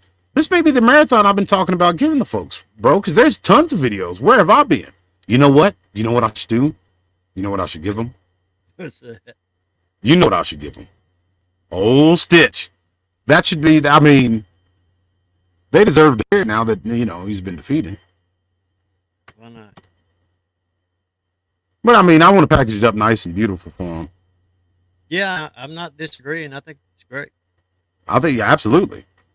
I just want to make it pretty. Look at how black his eyes are, bro. My lord. Hi guys, how are you? Hey, you're pretty. Welcome to my channel. My name is Laura. This is Pleiadian Healer from PleiadianHealer.com. Hello, Palladian Healer. So Dixie is one I don't of want to the hear about your witchcraft, but kindest souls I have ever met. She is way too busy changing That's the world. crazy. The other side's coming after. So it's so funny.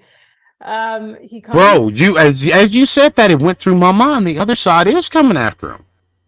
It's not the brethren. Yeah, neither one of them was. Well, you know what? You know what I've learned in my 38 years? And I have a friend now, the Norseman. He's a heathen. He's a pagan. He worships Odin, straight up. I mean, he knows I worship the God of heaven. I know he worships Odin.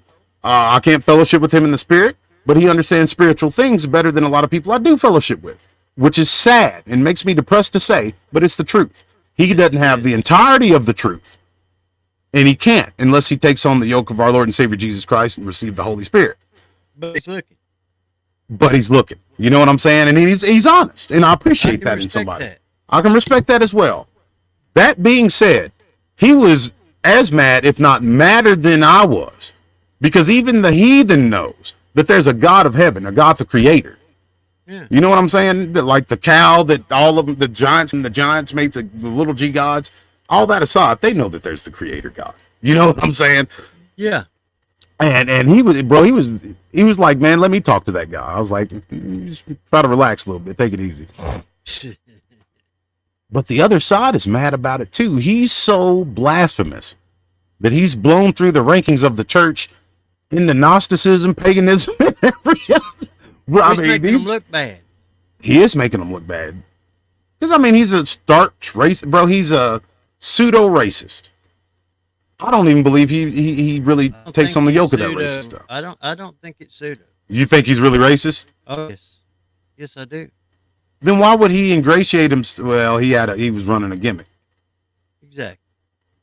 But and that's why he got off the phone with me so fast, and that's why he went nuts when I went over there and just told truth in a nice, calm, respectful manner. He was ready to jump down my throat, and I'm pretty sure he called me a gorilla or something along those lines. But that's okay. I'll call myself a gorilla because I'm the king of the gorilla tribe of Oklahoma. That's neither here nor there. Let's see what this pretty lady has to say.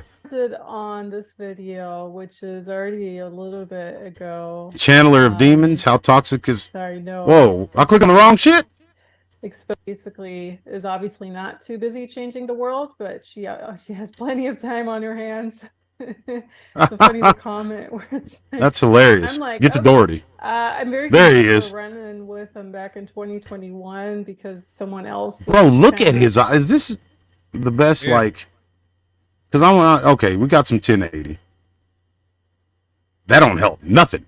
Look at his face. My Lord in heaven, bro. Like, look at this one. Yeah. He's all the way out of it. If you were sitting in a tub of ice water, I wouldn't be sitting in a tub of ice water because I don't need. I'm not crazy. Dissed and harassed by him, and then I ended up blocking my own channel on his old. Like he had a different channel, so I think his old channel had 30,000 followers or 50,000. I don't even know. And then it was taken down. Must be karma, right? Exactly. And now he's working. We call it you reap what you sow, pretty lady, but you can call it karma. I like this lady. I want her to be a guest on the show. Blocking my old channel on his old channel, so I think it's a bit ironic that he comes to my new channel and leaves a strange comment like that. You hear that?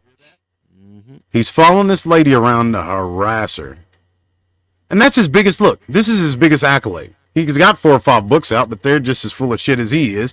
So his biggest accolade is as seen on Coast to Coast AM. Coast to Coast radio show, ain't it?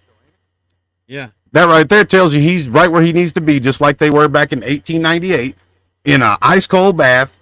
And the next preparation was they got them electrodes ready to attach to him, you see. Yeah. That's like the Colonel was talking about. They shocked the shit out of him. With if Doe was back in those days, they'd say, yeah, you're right. Let's go sit down and talk about it. Here, have something to drink. Take this medicine. Relax a little bit. And if that didn't work, they'd take an ice pick and stick it up under your eyelid and give you what they call a lobotomy. Yep. And they'd give him about a year of talking this weird shit that he's been talking. And then they'd finally sit him down and say, well, son, I don't think there's anything more we can do for you. So they'd be talking about, well, Paul and Jesus' gospel wasn't the same. Yeah, it wasn't the same, was it?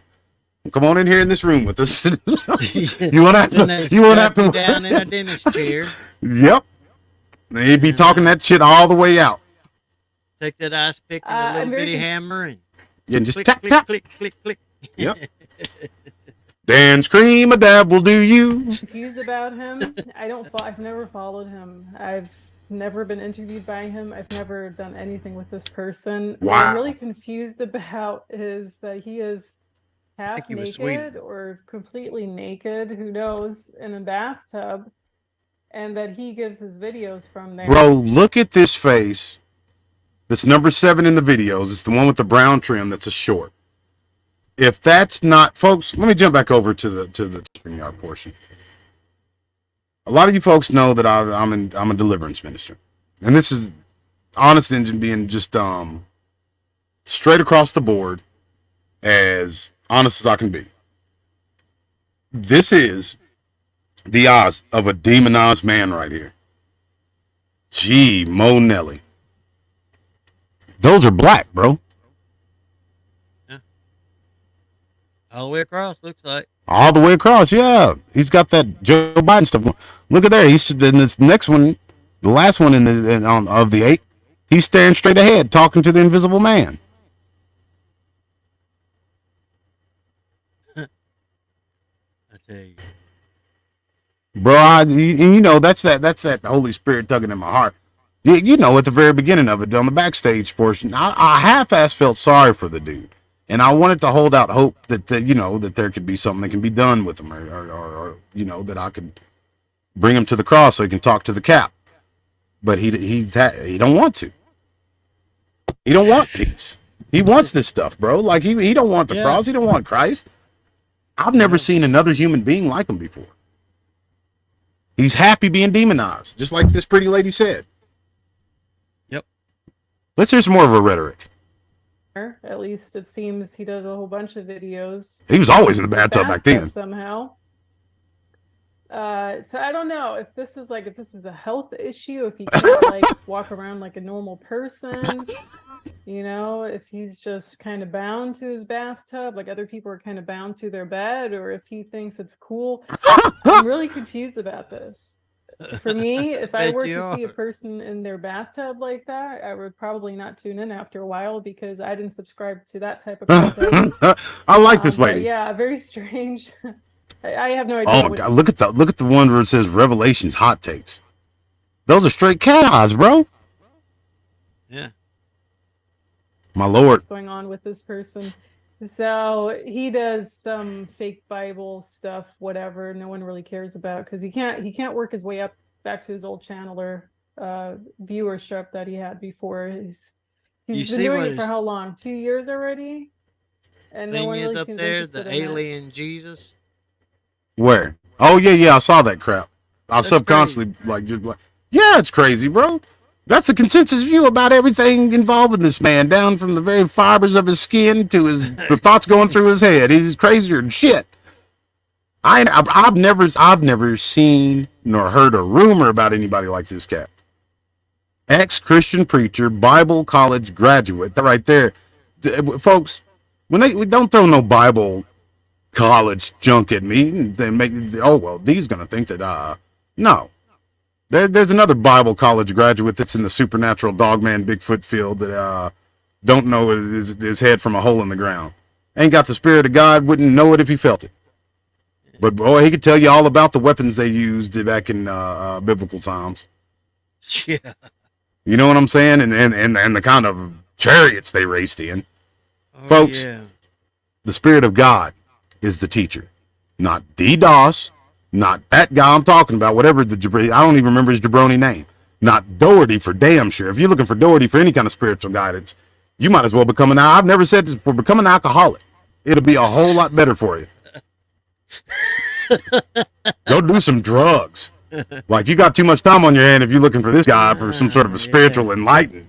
You'd be better eating mushrooms and sitting in a field. Yeah, eat some mushrooms and sit in a field and talk to God and say, God, I've never had a relationship with you before.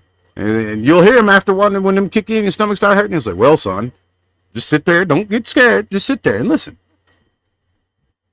150,000 hours study in biblical text. I don't believe that for one moment, folks. This guy twisted scripture so much. That's why I think he probably did spend a lot of time reading the Bible. But he's not bringing anything new. You know what I mean? It's the same old flim-flam that the heathen, godless Satanists before in the 80s brought.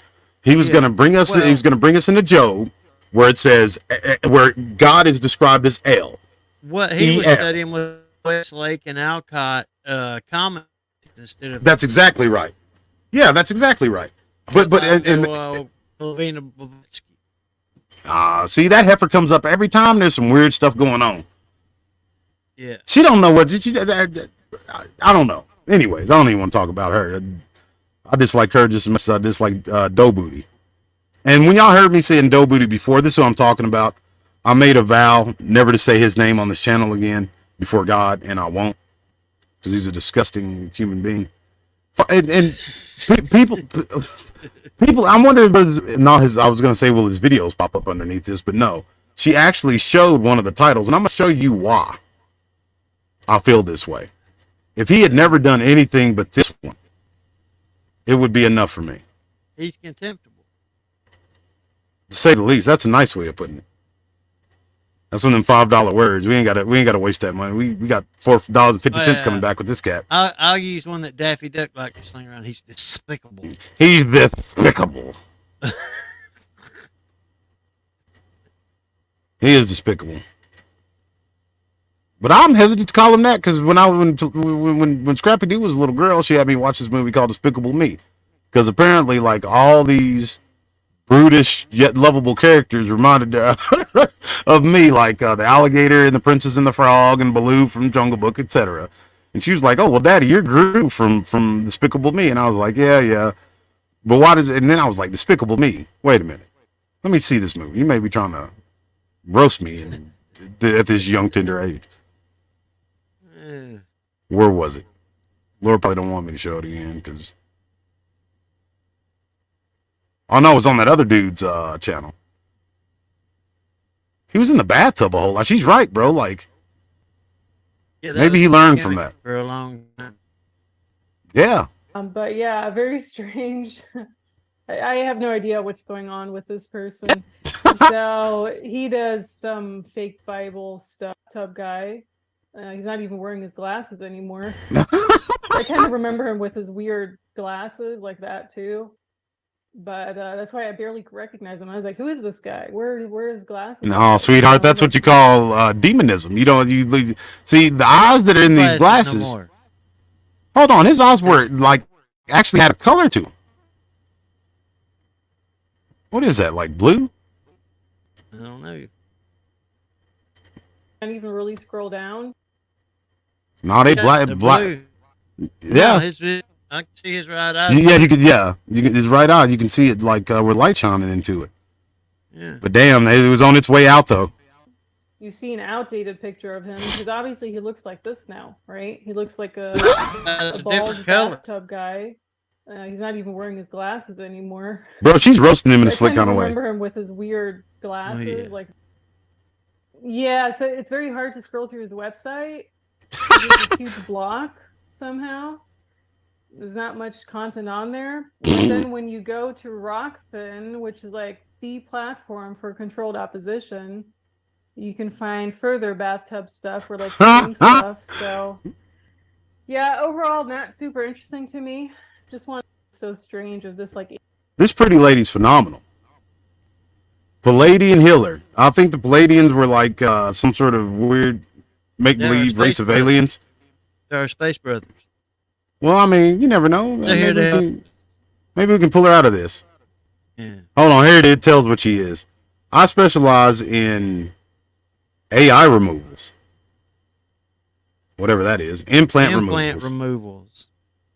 Soul retrievals. Psychic readings, life coaching, and more. I am also a teacher of shamanic practices, inner knowing, and much more. I offer various different courses and webinars, such as my shamanic healing course, soul communication course, house clearing, and land healing course, and many more. Find further information, folks. You can find further information on her channel if you're all about because I want to see this lady grow. So I do. I mean, she's a doll. She's a sweetheart. I like her. I mean, she may be a witch or whatever, but you know how it is with me and witches. I'm sure. Yeah.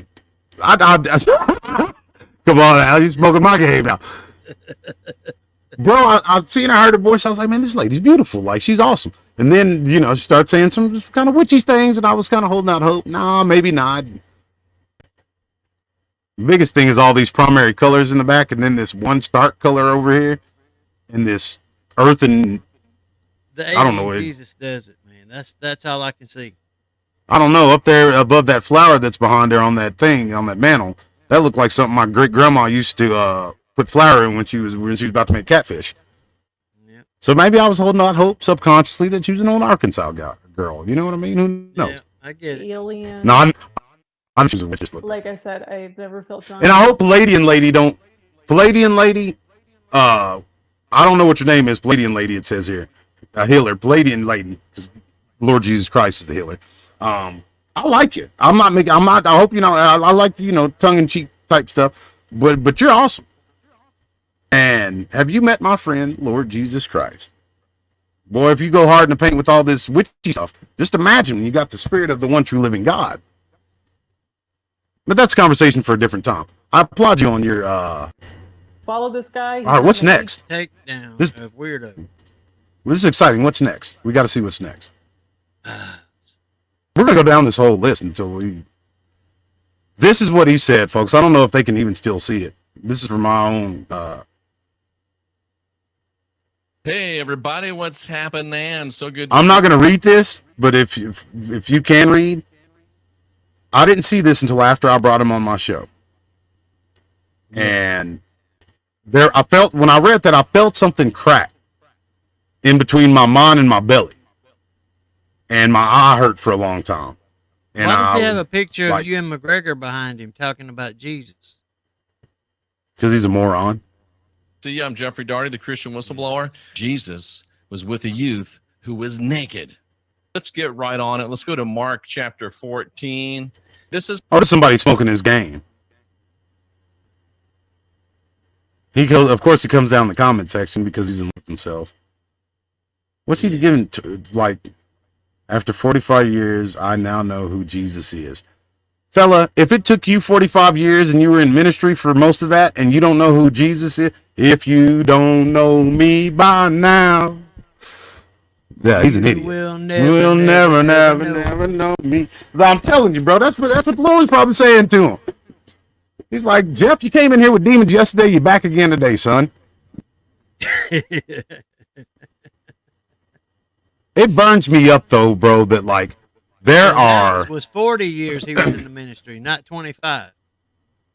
He told us 25, didn't he? Yeah. Well, he said he was with that particular ministry for 25. And see, this is what he was trying to come on Big Homie's channel and do. He ain't going to show you what version this is that he's looking at.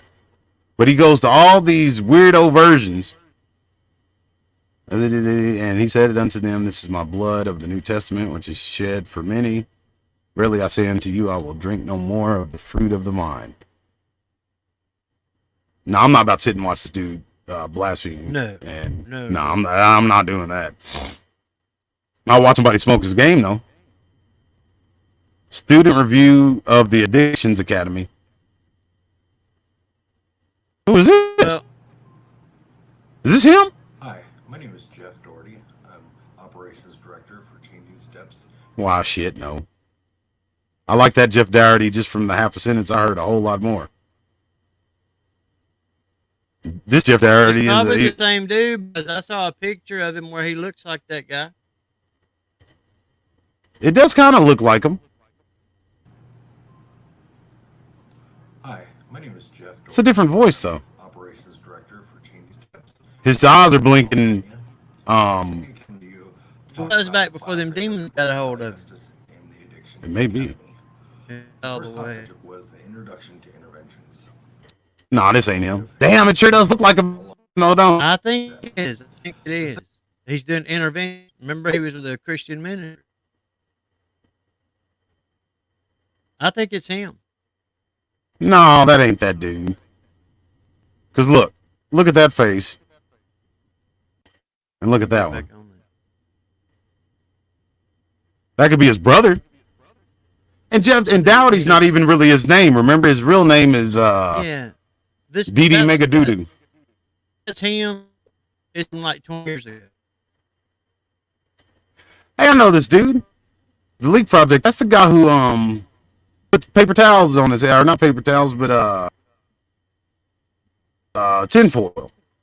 Look at him right here. Looks like that uncle from Full House in that thumbnail. The one that makes the wacky voices. Yeah. This was 2 years ago, man. They've been smoking his game for a minute.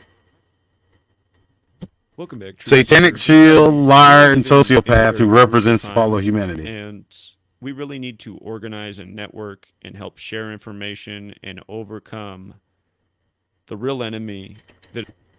Bro, he really does like that 80s pianist look like what's his face? Goodbye Yellow Brick Road. Because he's got a half-assed mullet right here. Yeah. Is working against humanity and all the decent people on this earth. And that enemy is the cabal. That is the Jesuits who serve And see Rome. this dude, bro, just like you said, his channel's called or something or another. I've not seen one of the brethren. Well, the Lord probably told all our sisters and brothers the same thing he told me. Sit your ass down somewhere and calm down. Yeah, back up. Yeah, he said, sit down, son. Don't worry about it. Why would he muddy anybody within the kingdom of God by messing with? And plus, he got this pretty lady and that smooth sounding guy who's the Gematria channel. I think we should watch a little bit more of her. She may have some more pertinent information to share. Yeah. Hi guys, how are you? Hi, lady. Welcome to my channel. My name is Laura. This is Pleiadian Healer from PleiadianHealer.com. Oh, So wow. today I want. And see, man, I believe, and we talked about this in private too. A lot of people are working within the spiritual gifts of God, and they don't know it. Yeah. This is phenomenal. That Kirk Hammett cotton candy chin hair. That was one of the greatest comments. It's called The Chat with Jeffrey Daughtry, the Christian whistleblower. And he's in there with a Betsy Ross flag behind him and a Confederate flag behind him. Oh, way down south in the land of traders, cotton fields and alligators. Have you ever heard the Union version of Dixie? I love it. No, I never heard that. Of course you haven't. I'm gonna leave this lady a very nice comment. Yeah. Hey, nice lady. She did the Lord a favor. You are awesome. On behalf of my channel, that's not how you spell channel, and the kingdom God, thank you for smoking his game.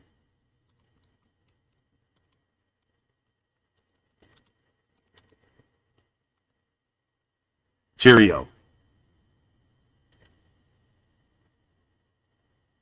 You think I'm kidding? This is going to be the marathon I've been talking about. If it takes me 8 hours, I'm going to go through every Mad Jack one of these videos. I hadn't even thought about him, bro.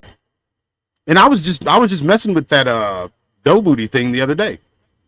Yeah. Folks, drop a 1 in the chat if you would like to see the project that I've been working. And this has been months now. Like, when did that chump come over here? 3 months ago? Suffice it to say, I've been working on a little something with my variable skills using AI and other artistic things. And I've created a cartoon, you see. And it was saved back for if Joe Booty ever came at me with that nonsense again, I was going to drop it on his head like a hammer from heaven. And it's literally summed up. Old Stitch, Satan himself, is getting blamed for all the salacious madness that Joe Booty's saying. He's mad about it. So he goes to every god's pantheon, from the African Orishas, which is like going into the ghetto of Chicago, to the trailer park, which is the Norse gods, and he's trying to figure out who Joe Booty belongs to before he smokes his game. Because he's going to smoke his game.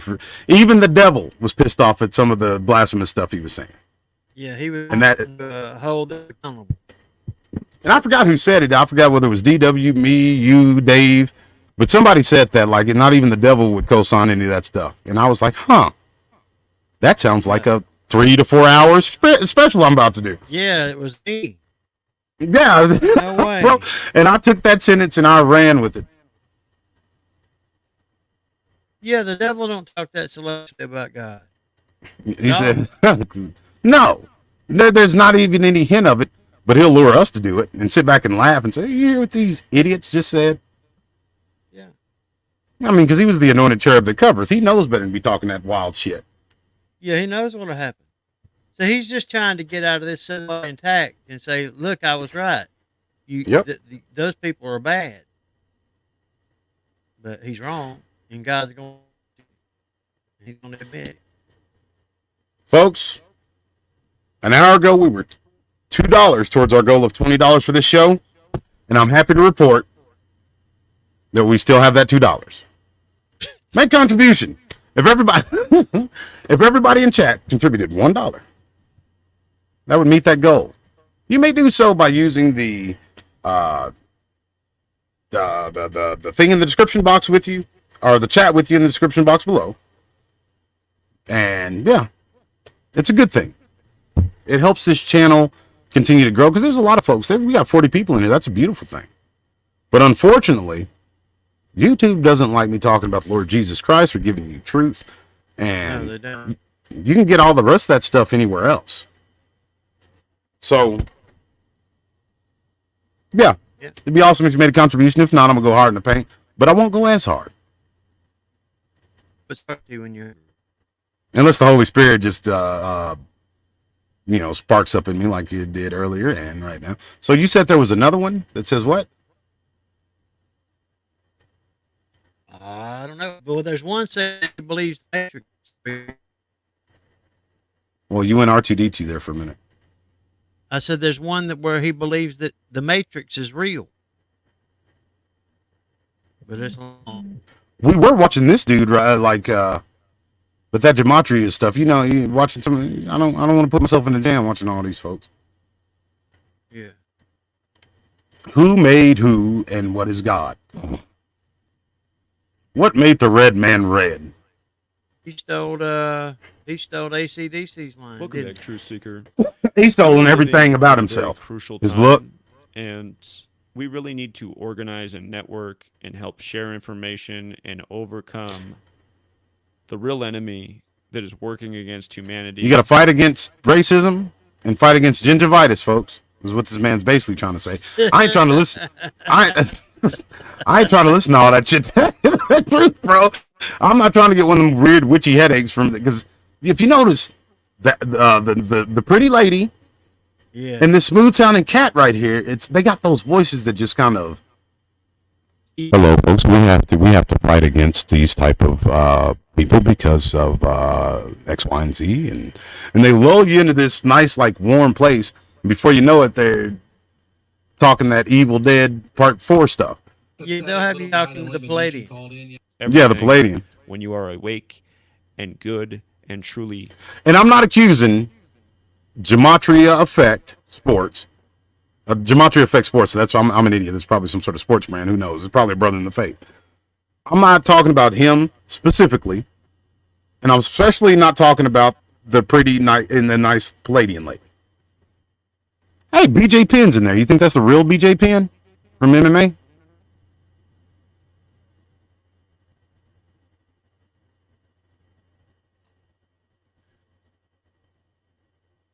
And that's Merle saying he don't care because that's 2 years ago. All right, here we go. In a positive sense in nature, you know. If you're I'm looking demonic at yourself, you might Mackay not and recognize Christian what's Whistleblower. evil about Jeff Doherty. But let's watch and see. Here it is. Demetri said, "Come and see," and I saw, and behold, a jackass. Pathetic little guy that only been mentioned called in yesterday, and for some reason he was talking about, you know, That sounds like a shirt, don't it? him trash on another, Yes, it does. Another podcaster, and the first thing he says is, "You're lying. You don't even have my book." So what did I do? I said, "Whoa, wait a minute. First of all, this ain't about your book. I don't know why that even matters. But what did I do?" I said, "Oh, you say I don't even have your book? Hold on a second." What did I do? I pulled up the copy of his book that is so horrible I couldn't even read it, and I showed him. I've got. You can't read anyways, punk. What the hell he trying to fool? Were you or were you not wrong that I didn't have your book? And he wouldn't answer it. So Bro, he's such a girl. He's such a little girl. You hear what he said? Did y'all hear what I heard? I know it's kind of low. Did I or did not have your book? You said I didn't have it. Wrong that I didn't have your book, and he wouldn't answer it. So guess what? That's it. That's the end. That's the way you got to be in your life. Hey, there's his number right there. Okay. Folks, if we meet this goal and exceed it, I will prank call this man live on air right now. No, don't do that. I'm going to do it. I'm a man of my word. Folks, we just got another $2 contribution. We're that much closer to you getting to hear the live interview right now. We're gonna have an impromptu interview at 1:00 in the morning with Doe Booty about why he was taken down. It's gonna be an exclusive. You won't read this in the Daily Bugle. We're gonna find out why he was taken down, what his feelings on it are, what his feelings really are on colored folks, and yeah. Can you So imagine? That would be funny if you did that man at 1:00 in the morning. I'm not playing, bro. I got his personal number, and that's his show number right there.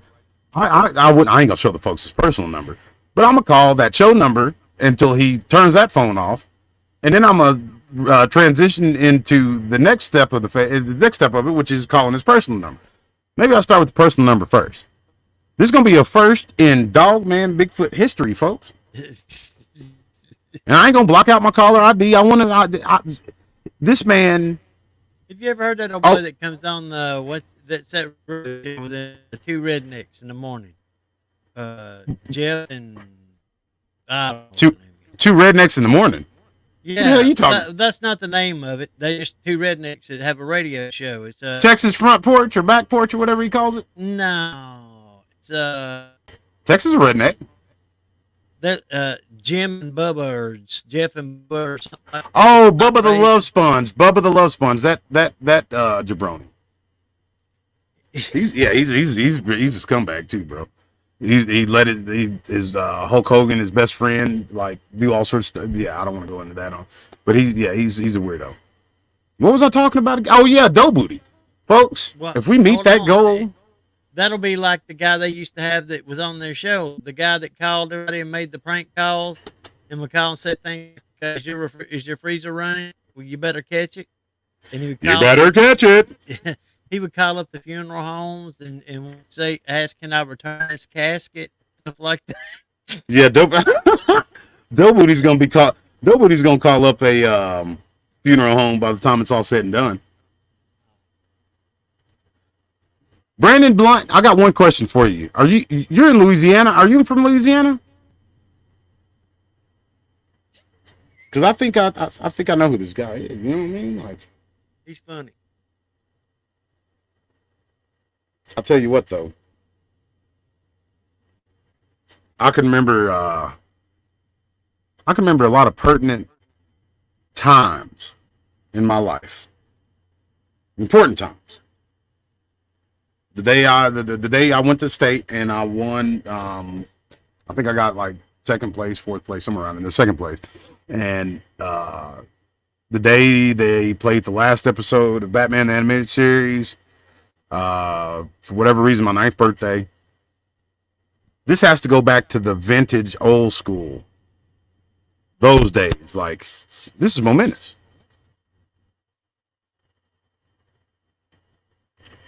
He said I did meet it, and I'm quite welcome. Oh snap! Did I?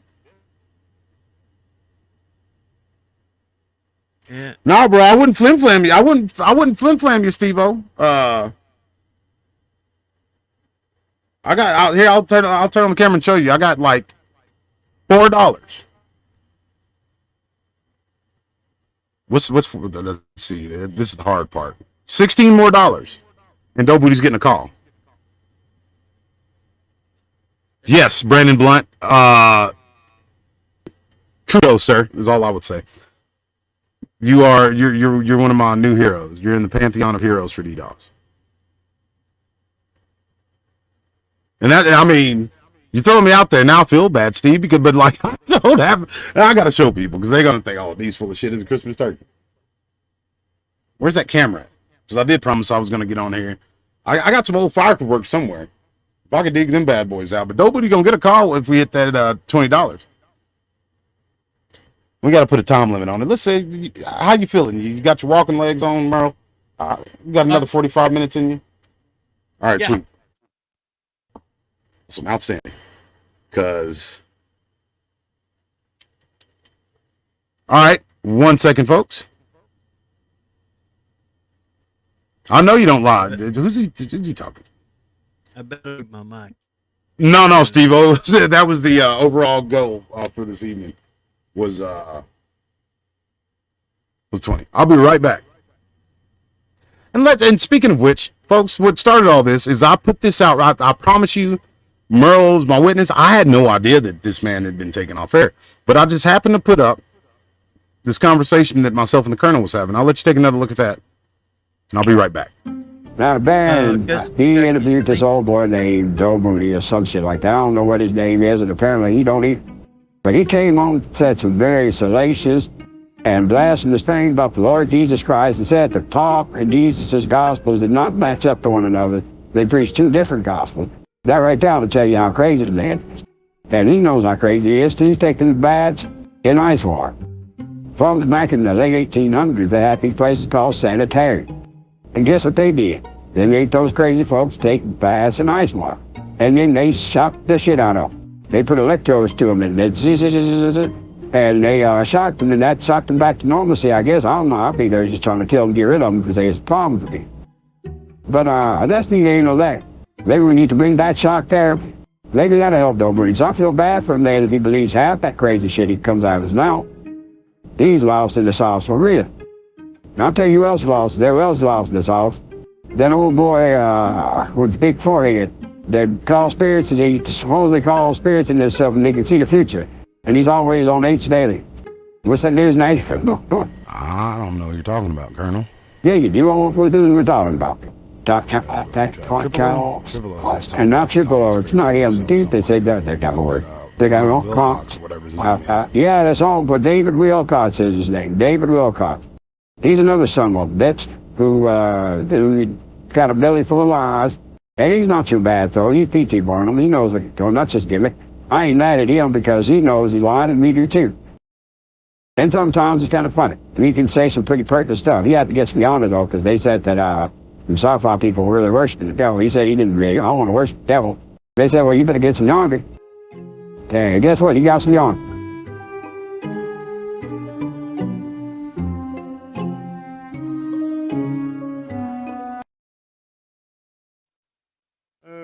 Love it. Well, in Kentucky, and I don't know if you heard me before we came on there, but it's in the link is in the you said and hey, I can just imagine what that man would have to say if he actually picked the phone at 1 o'clock at night. He was bad enough on business course. Oh goodness. This is stupid. I agree. I hate this camera. I didn't feel like dragging out that green screen. It's all like, see what I mean? I'm morphing into. Yeah. Oh well. Where's my stupid headphones? I tell if you put a bright light What was I turning this on screen for anyway? instead of you that it won't do that, but I don't know if it's true.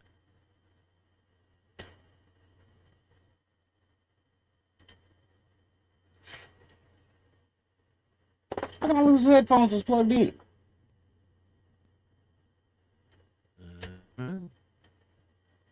See, even from the YouTube grave, he's still pulling that satanic stuff, satanic black magic. Oh, here they are.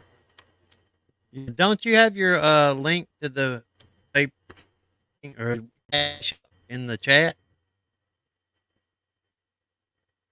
What happened? I said, don't you have your link to cash up in the chat? Yeah. Yeah, there, I see It's it. in the yeah, there it is. The reason I'm asking is because Cousin Kentuckian was not in the description. He couldn't find the link. He was going to send you some money. So I'm trying to make sure he sweet. knows that it's And folks, get a worldwide first. And if he calls the police, I mean, good. I'll talk to them too. He said he was my friend, and I could call anytime I want to. Is what I remember him saying. I hear you, man. And that's when he was running that gimmick. You see. Yeah. Now somebody done ran a gimmick on his ass. He don't like it. None.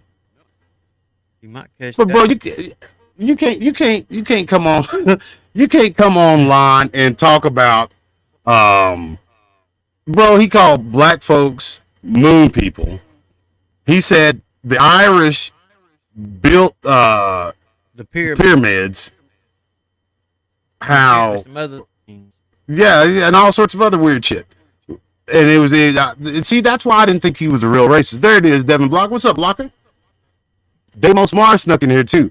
Damos Mars, I may be mistaken, but I'm pretty sure Damos. This cat was one of the original 13. Now I remember my very first AM show. There was 13 of us, not including myself. But there was 13 people in the chat, and I was just bored. And that was when I was whiskey drinking. And we stayed up all night laughing and having us a good old time. You heard me right, Tina people. He called black folks moon people. Yeah. And it was a tongue-in-cheek thing, and he ain't clever. Because you see, my daddy comes from Texas. Mama comes from Arkansas, and I'm so Okie. I was born in Oklahoma City, Oklahoma County, Oklahoma. So I'm what you would call a connoisseur of racism, almost. You know what I mean? And I'm talking about old vintage racism that's no longer in vogue or in use. Like we're talking historical, almost pre-written language racism, if you would. So he ain't fooling nobody with that moon people stuff. That comes from moon cricket. It was one of those endearing terms, like how some brothers and sisters say the N-word, and they'll say what's up, my N-word, with a and not a R. And that's basically what it was. It was one of those type of things. But he's an idiot. You really think he was racist? Like, sincere racist? He had David Duke. He's always talking about David Duke on there too. Oh, what? That one And see that's I think so. For those who don't know who David Duke is, David Duke was this young handsome character in the 80s who brought it to suits instead of bed sheets. Popcorn pimp in the KKK back in the day before. That's a good way of putting it. Yeah. Before that old black woman owned everything with 3 Ks on it. Yeah, everything that wasn't bolted down. They still don't nobody put KKK on a building or a shirt or nothing because that woman's family will come take everything they got. They better don't. The judge said that anybody that used the KKK, whether it be 3 or 4, anything that they owned that was forfeit, and she could come and take it. Yep. Because I think it was 2 of the Grand Poobah or King Dick or Master Cyclops or whatever they all had these weirdo names. I think, bro, you know what I think the Ku Klux Klan was behind closed doors? I think there were like another one of these priests of the Grove. They were another one of these cults worshiping some false god. They were. It was just like a division over the Masons. Yeah. And they were talking about illuminating a cross. They illuminated it, like illuminating and bringing. They were burning all the founding members were Masons. They were Masons. Well, that's not fair because I'm technically a third generation I'm Mason. not saying that the Freemasons are involved. That the Freemasons. No, I know what you're saying. Those racists were Freemasons. But you ever notice how you ever notice how these jabronis that the regular Masons ain't like hardcore enough for them? Yeah. Like so they gotta branch off like the Odd Fellows, the Shriners. There's another one. Only that, the Rosicrucians. They've got the Boule and the Order of the Eastern Star for women. Yep. They're not racist, but there are some racists that's in there, just like a lot of things. Yeah, that makes sense. Yeah, and Devin Blocker, there's a Cash App in there. For those who are wondering, there it is on the screen. We'll give it. I think that's a long window, and I may chicken out if it gets towards like 3 hours. 2 o'clock. Yeah. No, I ain't gonna chicken out just because it's 2 o'clock. Chicken out because I'll be talking. I'll call him at 4 o'clock in the morning, bro. I'm gonna wake up and call him personally, like without any kind of audience. You know what I mean? That's gonna happen anyway. So I mean, the audience might as well be here for it. I'm gonna say, "What's up, baby? What's going on?" I'm gonna act like I don't know shit from trying to know about what's going on. What's up? What's up, dope booty? What's been happening, man? How's it hanging? Shoulder and let him down easy. I say, hey, man, I was gonna tell you I lost your daughter's number, and I was gonna ask you. I know it's rude, but I was gonna ask you, can I get it from you? Because I don't want to, wait until she calls and then not know who it is. Then I'll pull one of those old Rodney Dangerfield moves on them. Hey, relax. I'm just kidding. She like going for long walks in the moonlight with moon people. Yeah, I actually like going long walks in the moonlight. With a moon man. Yeah, instead of who was it, David Bowie, or was it his hero? What's his face that did that Starman song? That was David Bowie, Ziggy Stardust. Yeah, he's another bro. David Bowie was another one, but I like David Bowie. David Bowie was awesome. Oh, I did too. He was awesome. Man, I like Elton John. I ain't gonna lie. I ain't gonna front. Like he's one of the most awesome pianists. Oh, yeah, he writes some beautiful songs. Beautiful songs. That man, one of my favorite bands is Queens of the Stone Age. I think we talked about it once. And their lead singer and guitarist, Josh Homme, is hands down my favorite guitarist. They did an album called The Time and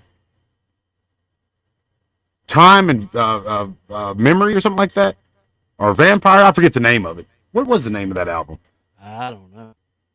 The Vampire of Time and Memory was, I think, the name of the album or one of the main songs on there. Anyways, Elton John played on a song called "Fair Weather Friends," and there's so many people on this track, like Trent Reznor from Nine Inch Nails, Dave Grohl, the other drummer from Foo Fighters, Queens of Stone Age drummer, the original bass player for Queen. Yeah, exactly. There were so many people on there; it was unreal, and you can hear Elton John kind of like etched in there, But bro, he goes bananas. Road is one of the best albums ever created. Period. Yep. Last trip on the pizza toppings that I had, it was like when it kicked in, it was more powerful than what I thought it was going to be. That Goodbye Yellow Brick Road was playing, bro, and man, I was the mayor of Trip Out City there for about 3 minutes. When it comes to Bowie, my favorite, hands down, he made it in the 1980s. I think the album was Modern Love. And Stevie Ray Vaughan played guitar for the whole album. Oh, what's the name of that? There's one song on there. Girl. But there's another one. The one that like got big. Yeah. And Stevie Ray Vaughan was going off, Jack. Like in this song, he had this wicked guitar solo. Let's Dance. Let's Dance. It's not that one. That one's bad to the bone. Stevie Ray Vaughan killed that. Yeah, he did kill it. Let's dance. That is some of the smoothest guitar playing I've ever heard. Bro, it's gonna bother me until I figure it out. Let's see.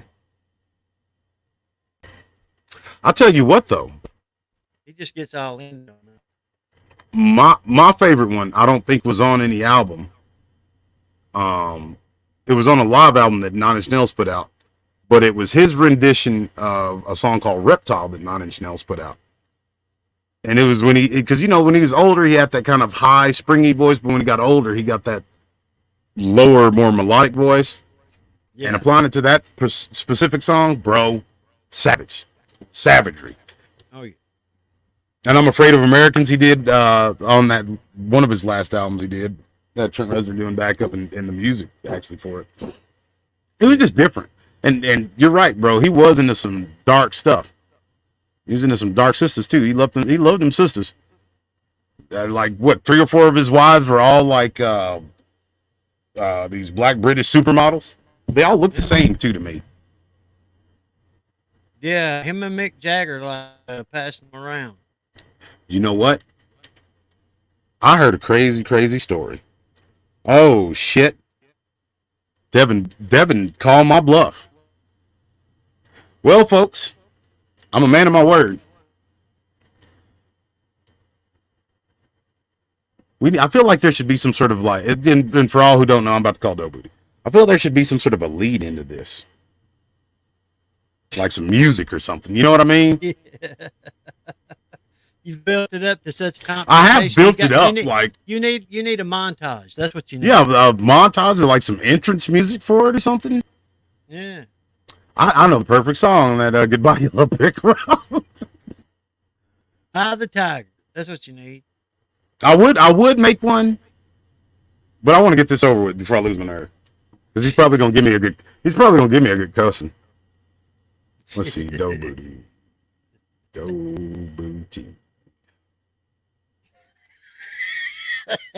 This is bananas, bro. I feel like I'm like 13 years old right now.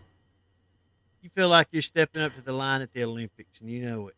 Yeah, it's a glorious feeling. Goodbye, Yellow Brick Road. Yeah. I know. I play that song. Why can't we be friends? Where the hell is he?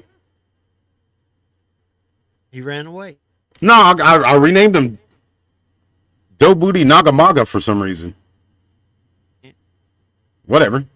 Here we go. Oh, I gotta mute. Your phone has been deactivated. What? Well, that's not good. Hold on.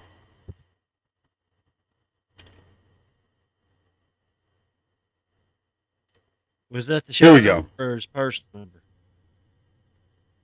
That was my number. Move, Luna. You're messing things up. All right, here we go. Y'all ready? That was a trial run. I was just playing around on that one.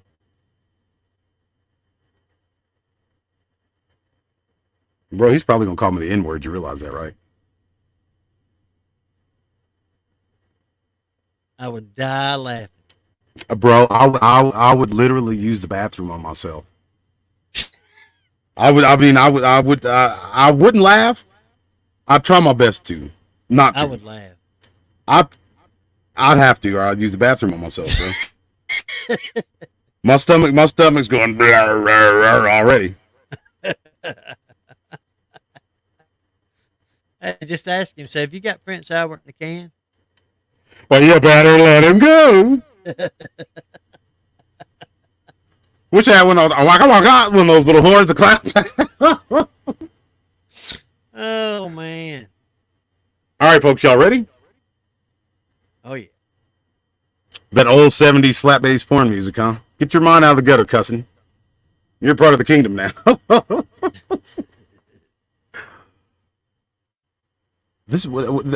I feel like this should be more serious. This is too much fun. Got to get serious. I do. I'm trying my best, bro. I can barely contain it. I'm telling you, need Eye of the Tiger for just a minute. Yeah.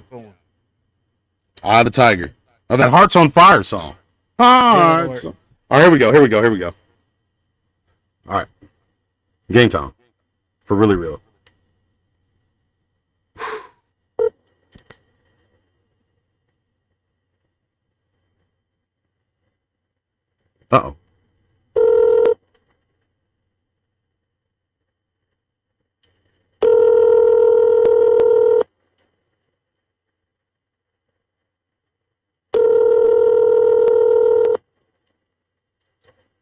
of a tiger. It's some. We're sorry. You have reached a number that has been disconnected or is no longer in service. Oh, well, If you feel you have reached this recording in error. I mean, doggone. I got that other number written. It said that it was the number. I'm sorry, you reached a number that has been disconnected or no longer is in service. If you feel they did cut off his channel. He may be broke. I wonder when they cut it off. I don't know.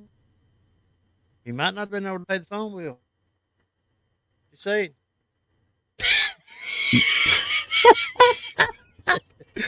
Oh, the bills are all due, and the baby needs shoes, and I'm busted. Cotton is down to $1. Everybody's your brother till the rent comes due. Yep. What have you done for me lately? He was telling us. Eddie, what have you done for me lately? Man. That's too much. Well, there's got to be another number. I got to find that other number. Yeah. Let's try it one more time. Maybe. Hold on. I got it saved in. It's not like it's going to dial the wrong number. That bothers me.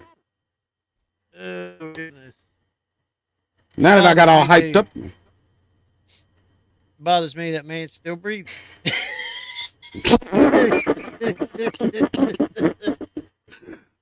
He'd be scared to answer if he has you on ID. Oh, that's true. Damn, how do I can't get around that though. Yeah, that's what he's doing. He's probably got his old lady there, and every time you call her, she goes, "This number is no longer in service." Yeah, she just answers the phone. Yeah. Hello, is this DDoS? The number you've called that is no longer in service. Is this the guy from the BDRP? I mean,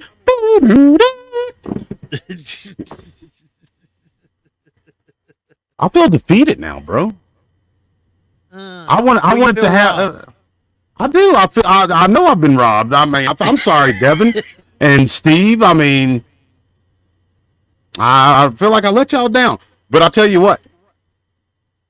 How about we just try again tomorrow night on the AM show? Oh yeah. I mean, because we got a producer that goes hard in the paint. The cussing Kentuckian made a statement. He's got some people agreeing with him. It says, "D, you need a spiritual channel and one for prank calls. No joke. Ain't that funny?" I mean, honestly. Yeah. I'll tell you what. Uncle D's very, very, very first YouTube channel back in the day was guess what? A prank call channel. Because I've been known to do some voices. You know what I mean? I wanted to be a voice actor at one point in time. Technically was. And yeah. Oh, well, that's awesome, Devin. I appreciate you. But it's the call this dude. Here, let me show you what that money went towards. The $20 was our goal for the night, but I figured you should get something for your money. And plus, we had a lot of fun. But this guy named Jeff Doughbooty, this guy right here,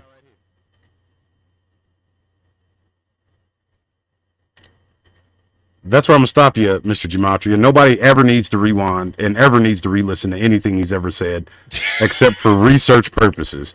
If you find yourself rewinding anything that this man says or any interview he's ever done, call medical services immediately. I know another fella that I like to refer to as Yosemite Sam was called. Yeah, that jabroni.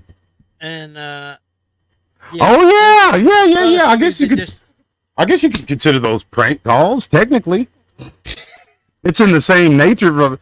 Fellas, you got to understand, especially like me and Merle get together. We are like a couple little kids. You have all the stuff that you get to see. If you saw, well, I'll put it to you this way. Just like they talk about, I think it was another great writer that said the unquiet mind of Edgar Allan Poe. It's the unquiet mind of DDoS. I'm always creating something. Yeah. Yeah, that's all dope booty. You know what? I got a treat for him. Why don't I just show him what I have?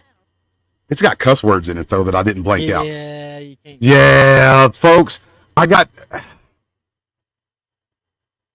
set it up for you.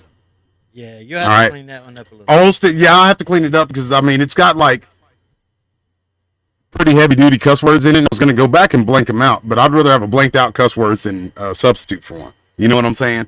Yeah, that's exactly what I'd do. Yeah. Big Chungus, I used to use a soundboard. I used to watch soundboard stuff too. You remember, golly, what was his name?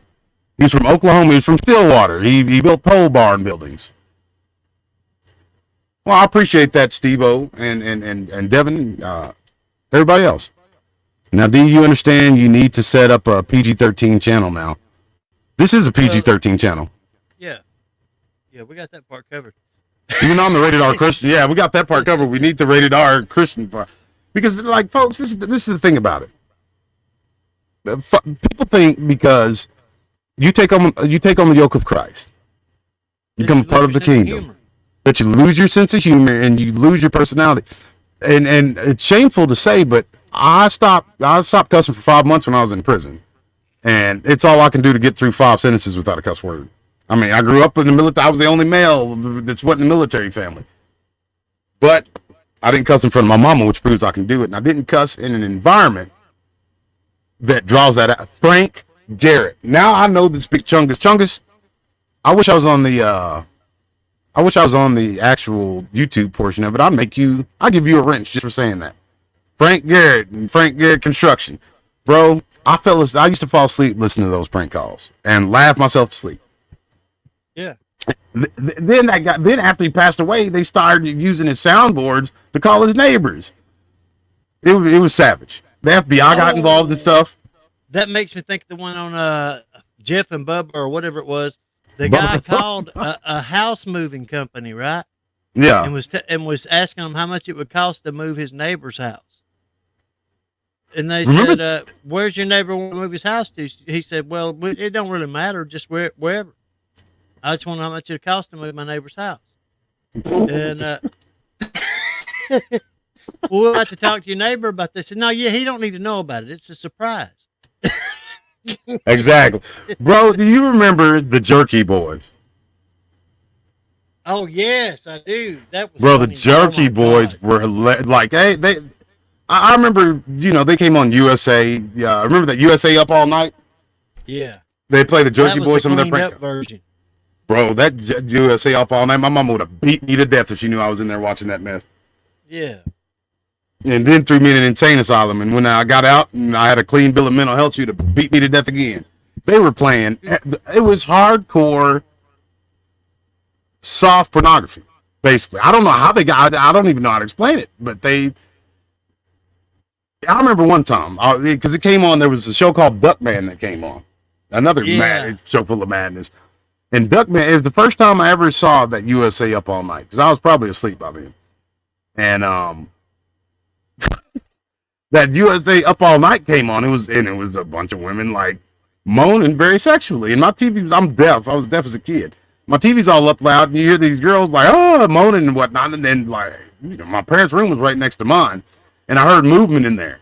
Bro, I probably had a minute. I had probably a miniature stroke in between the 5 to 7 feet between my bed and that TV. Yeah. I was like, oh no. Because, I mean, there's no explaining that. She's going to come in there with a switch and or belt, and she's going to be swinging them things around like it's one of those Jet Li Kung Fu movies from the early 90s, floating and running on the walls and stuff. I'm going to tell you right now, my mother was like Uma Thurman in Kill Bill when she was fighting the Crazy 88. She could use a switch just like a samurai sword. I'm telling you.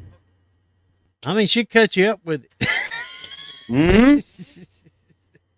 I felt like she cut me in half one time. I was telling you about it on the phone the other night that time I cussed in school. And somehow she's like Professor Xavier. I guess she got in that in that chair, and it was like she felt a great disturbance in the force. Yeah. Either that or that teacher was watching me from around the corner saying, "Yeah, you little son of a gun, you." Yeah. For all I know, she probably was on the phone and she had the phone up. I didn't have the wherewithal to be mindful of my surroundings. And it wasn't, I wasn't trying to be cool, and it was in my natural vernacular. It wasn't too natural for me to do in front of my parents, so. Yeah.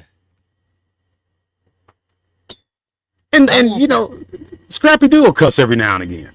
You know what I mean? But I can tell it's sewn into her natural speech. It's nothing like vulgar or crazy. But that spark, the daddy spark comes up. It's like, she's about to be 18. Just relax a little bit. She's talking to you at least, you know. Me and my wife were out working on the car, and my 10-year-old son was under the car with me, handing me tools. This car came by. They let it converse out. There's a bunch of meth heads lived down the road from me, y'all. And one of them went by, and my son just looked up and shook his head and said, "What a jackass!" That's great. I didn't have the heart to say nothing, man. I just busted out laughing. My wife looked at me, and I was like, "Oh, just leave it. He is a jackass." Yeah. Well, technically, that's not a cuss word. Yeah. I tried to explain that to my mama, and how hell and damn wasn't a cuss word, and how piss wasn't a cuss word. And I took her to scripture and verse, and she sat there, you know, calmly, and let me take her through it. And bro, then she took me to Matthew. I forget where it was in Matthew when Peter swore and cussed within himself. It's basically saying he cussed. It said he cursed straight out. It said he swore and he cursed. And she called me baby. She's like, "Baby, what does that say?" I was like, "Peter swore and he cursed." So that's the Bible acknowledging that though those words are in there, that they're still swear words and cuss words, isn't it? And that's when them gears start grinding. I was like, "Oh shit, she trapped me. I gotta get out of it. You gotta intellectually beat her. You gotta intellectually beat her. Or you gonna get a physical beating." Then I heard that bell that you hear on Price is Right. Yep. And I was the weakest link. Yep. And she whipped me like a rented mule that time. It bro, was the most casual, like. Yeah. I was just the same thing. It wasn't terrible. It wasn't because you know there's 3 levels. It was an attention getter. It was damn sure an attention getter. You better believe it. Yeah. There's spankings, there's country ass whoopings, and there's ass whoopings. Yeah, at least you involved the Bible in it and had an intellectual discussion. So she had to pay some homage to that. Exactly. Not beat you to death, you know. Even though I was 10 and deserved every last bit of it.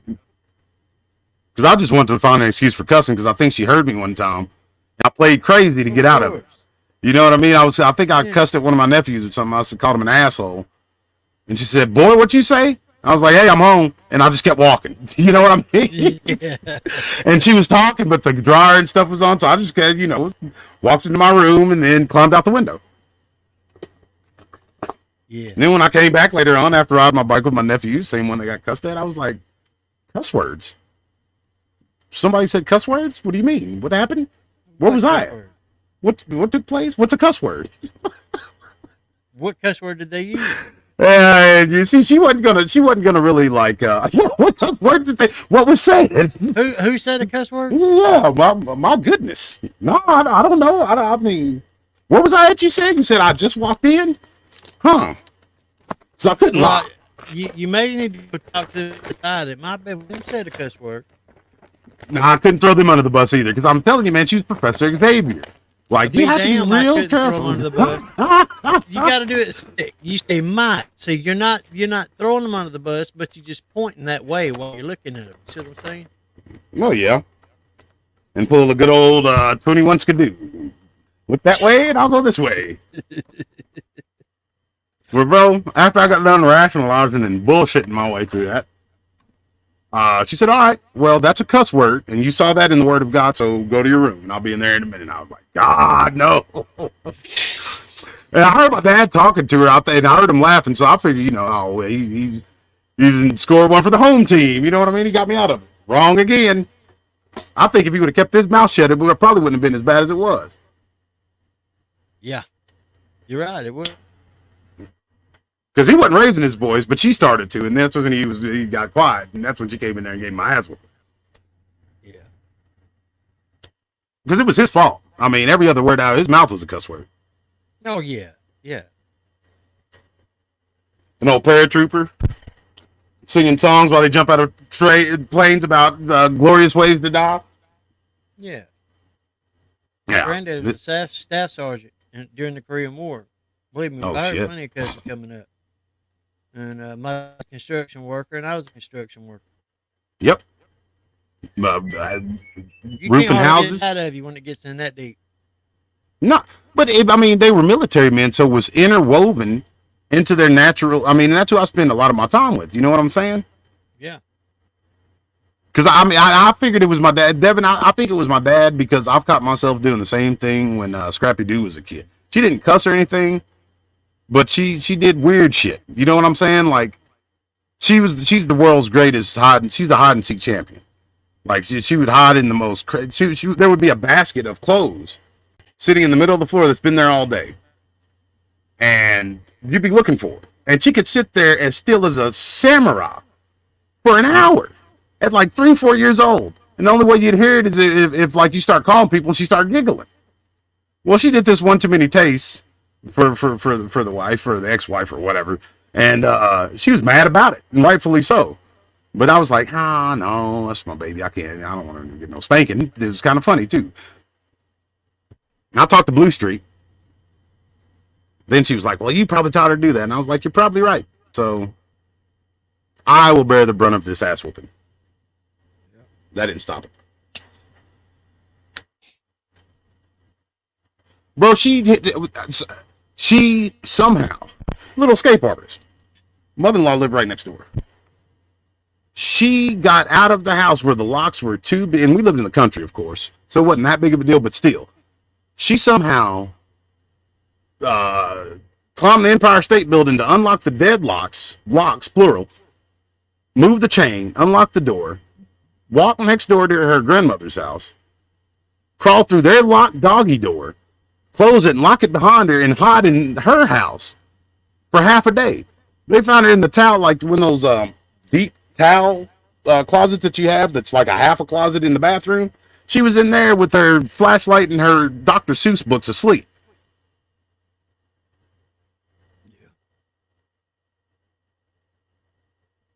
And then she woke up just to giggling and laughing. I cussed that Tom. Yeah.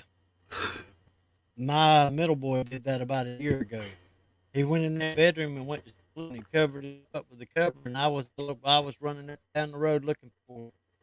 I'll tell you what. It scares you to death. And they think it's something cute and silly they're doing. Yeah. It's funny. And you don't want to be mad at them because it is kind of fun.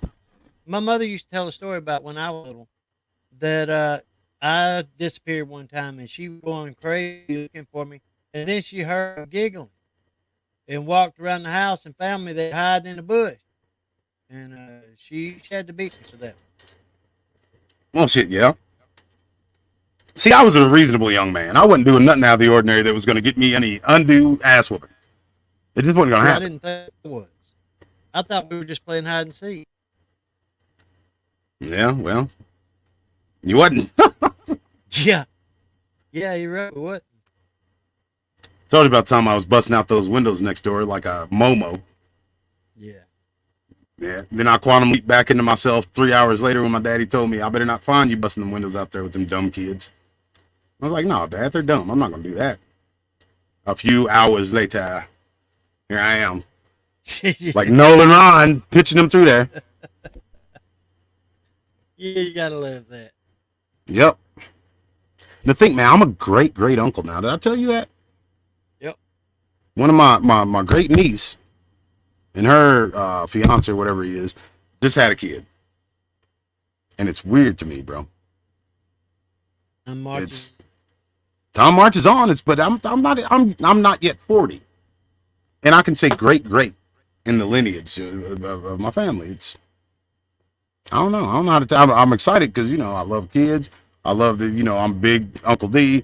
They're he's kind of a grizzly bear, but he's really cool. You know what I mean? I'm authoritative, but I can sit down and like color with them and watch Darkwing Duck. So I got another one to hang out with. But it's like great. Yeah. Yeah. That's a stretch. It is. Then again, you had that was a lot that was older than you. You had nieces and nephews that was older than you, didn't you? Yeah, no, I didn't have him that was older than me. The one closest to me is a year and 2 months younger than me. And it just kind of goes on from there. Yeah, like my closest sibling to me is 15, 16 years older than me. 15 years, I believe. Yep. Let's see. I'm 38. Yeah, 14 years. 14 years older than me. And that's the youngest of the older generation. So I piss them off and tell them that I'm the perfected version because they made all the mistakes with y'all made all the mistakes, and then they waited an entire decade and then some to say, okay, now let's have the real kid. Yeah, then they get it right. Yeah, then they can get it right. They're mature. My sister down in Dallas was mad about it. I had an hour-long conversation just picking at her, saying that's why mom and daddy love me more. You know, do you ever wonder why they love me more than love you?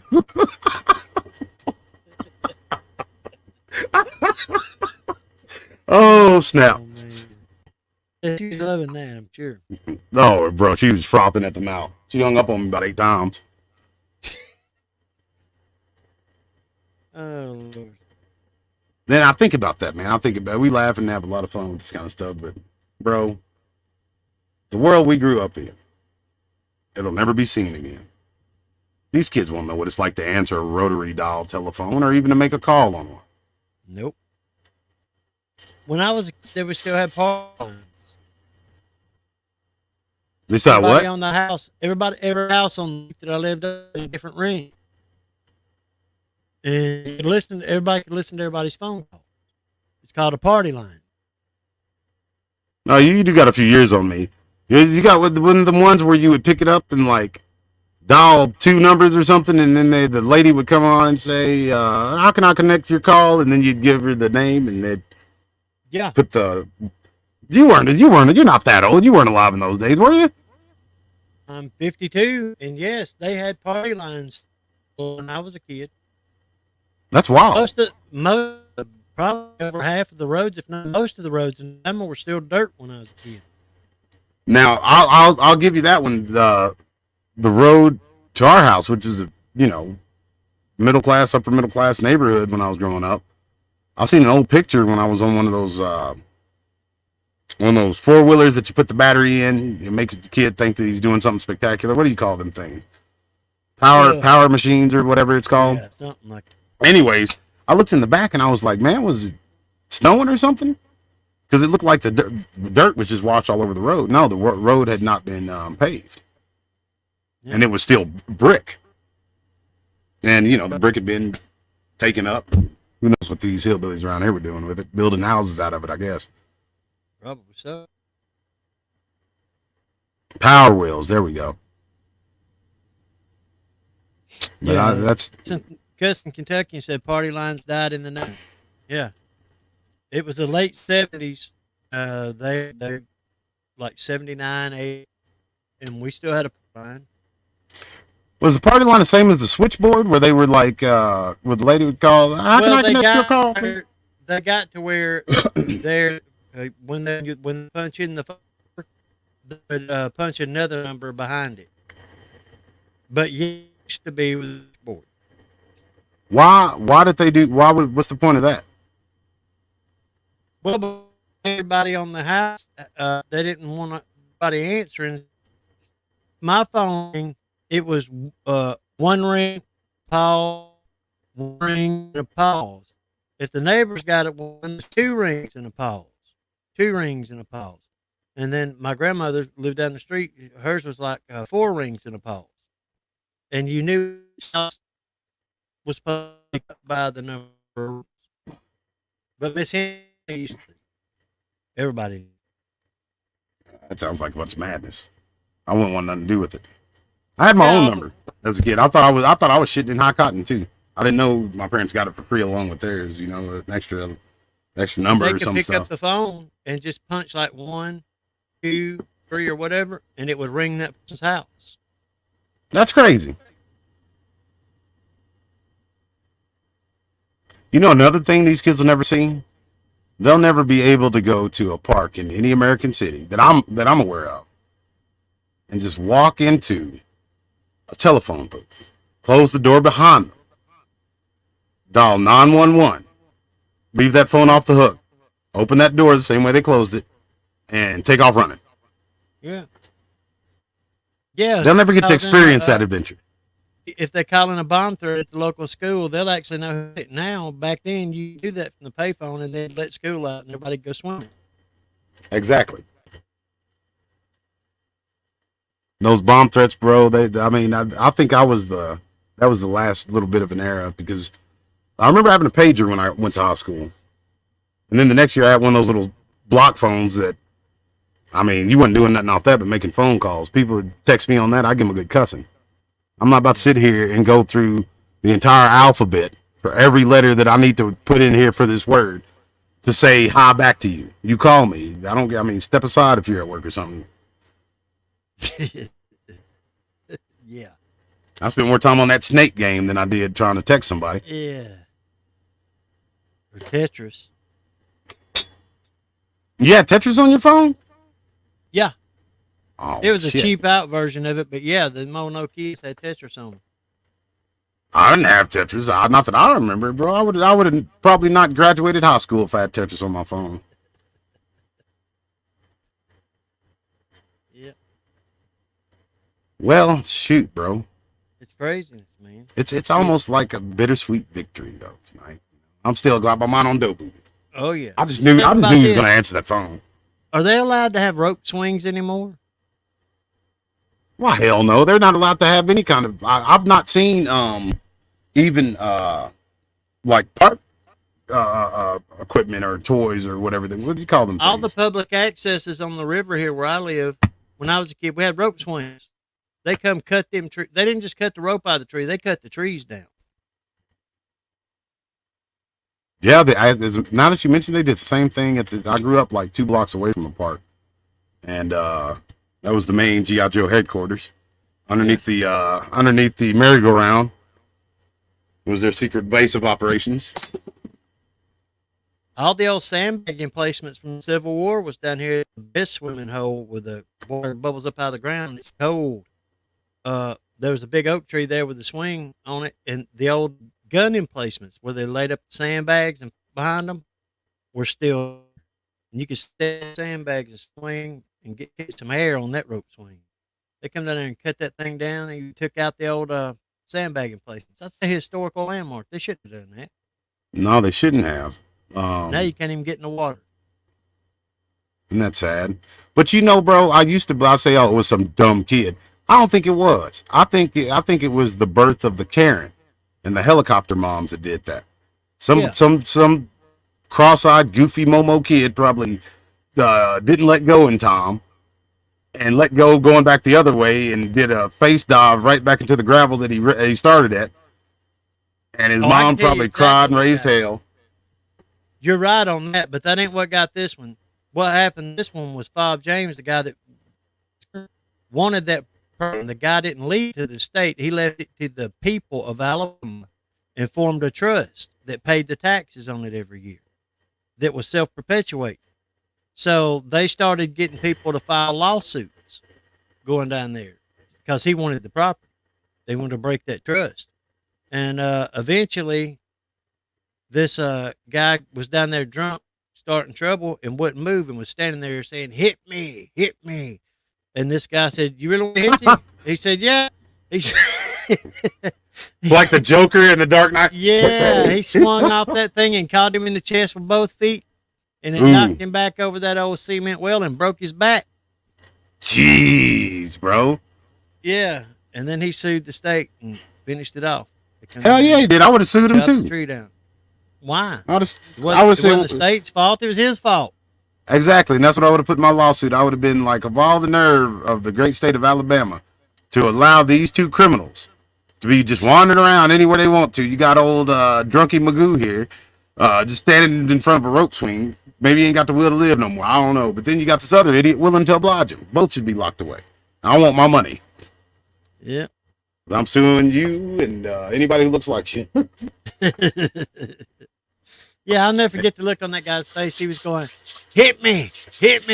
I said, all right, sure. He come around there and caught him with both feet. And you said that it knocked him into what now? Because I got a picture in my mind of some tire swing going into like a pond or a creek. Well, it is a creek, and it was ice cold blue water, man. It's beautiful, but there was a like an old cement well down there. That's was the closest freshwater source to the Fort Morgan during the Civil War that guards the mouth of Mobile Bay. And they had a wagon train that went round trip there every day. Up to 150 wagons making that trip every day to fill them up with water and take it back to the fort.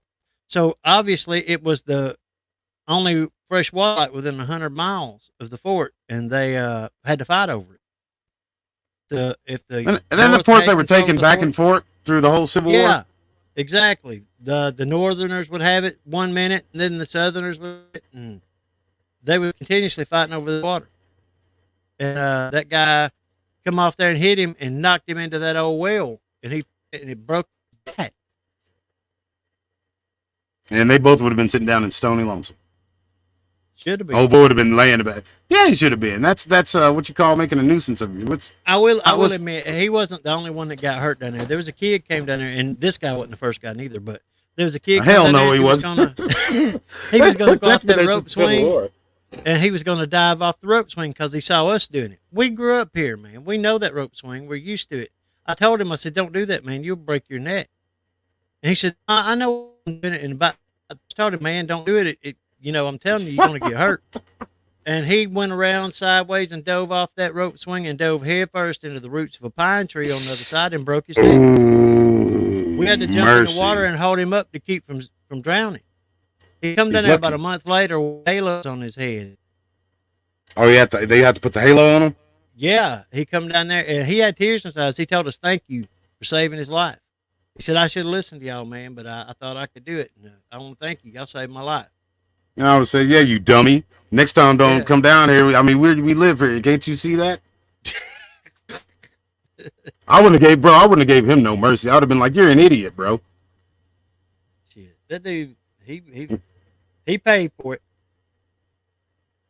Yeah, I just imagine he did, bro. Lord of mercy. Well, tree on the other side, sticking out there, and it washed out of him. And he went head first right into that root pile. Bam! I knew it when he hit. I was like, "Oh man!" Oh yeah. That just gruesome. Yeah, you can hear it knock the breath out. That sound. Yeah. Oh goodness! Hard to drop down to you. Yeah. Yeah. Yeah, I would have read him the riot act. He wouldn't have been able to put his head down in his halo. I'd be like, "Why do you think we were telling you that, bro? We didn't want you hurt. Now look at you. Walking around here, can't even look down to tie your shoe. You damn fool." It was a miracle he wasn't paralyzed. I'm telling you. Nothing but a miracle of God. Yeah. And you got to smoke people. I've had my game smoked doing stupid stuff. You know what I mean? And then whenever the occasion to do something stupid of that kind comes up again, I remember the ones who loved me enough to call me all out of my name and just put an emphasis on how dumb I was to do whatever it was that I did.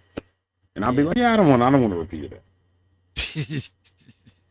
But no, the anti-bullying, you can't even. Anyways, folks, we hit 3 hours tonight. It's another good one. This is an adventurous show.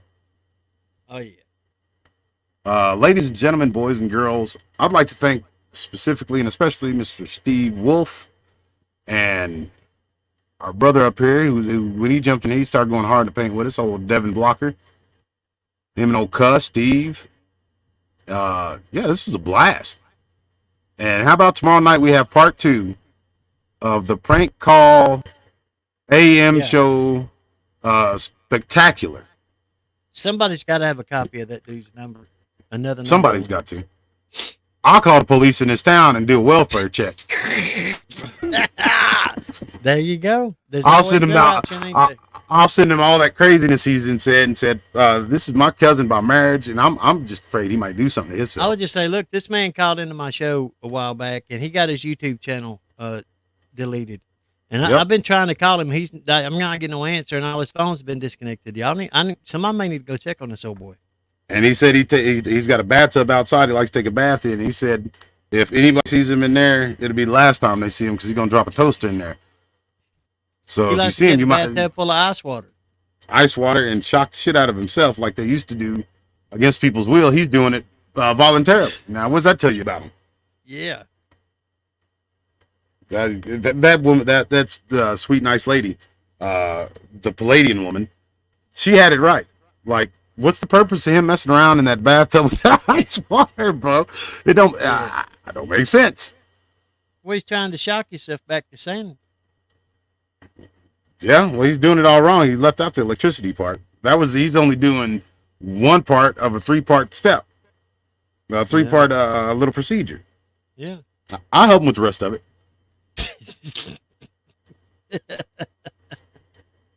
I toss toaster oven right in there with him. Yep. Hook him right on up. If that don't work, I got an ice pick right in there in the yeah, that's the final solution. Yeah. Maybe I shouldn't call it that. Well, anyways, it'll cure what ails you. It won't cure what ails me. It'll cure what ails you. Whatever. I mean, they make medicine for what ails me. I don't think that they make anything for that old boy. But straight jacket. They make ice picks. They make ice picks for it. I'm not entirely sure that those were necessarily ice picks, but when in Rome, we ain't got no. Oh no, that's how they did it. That's how they did it. They would take your eyelid and lift it up and stick. How the hell did they know what? How do they know what part of the brain to damage? Well, they've been doing autopsies for a long time. Well, yeah. That old boy over there in Russia was cutting dogs' heads off and keeping them in the 20s. Yeah, and talking and like they were trying to bark. That video's sick, bro. Yeah. That dog trying to bark, it thought it was still alive. Get a hammer and go tap, tap, tap, and drive that ice up in there and just scramble the front of your brain, that frontal lobe. And that was a stupid question because they go to medical school and work on cadavers. So, yeah. Could you imagine your first tap in taking somebody from being fully lucid into a vegetable? If it was somebody like Nobody, yeah, I could imagine that. I could imagine. I'd hold one of them things where I bring in all these people from medical school and the public too. You'd be like John, a guy dropping. Oh yeah, I'd even with a double whammy. I speak in both nostrils. Yeah. And Doe Booty, if you're listening, we're only serious. Ladies and gentlemen, y'all have a great night. God bless y'all. This has been a great show, fun show, and we'll see you tomorrow night on the Late Show. And since I'm up so late, you probably squeeze an AM show out of me too. God bless y'all. Not all. God bless. Oh, Doe Booty's off the air. I can't believe it.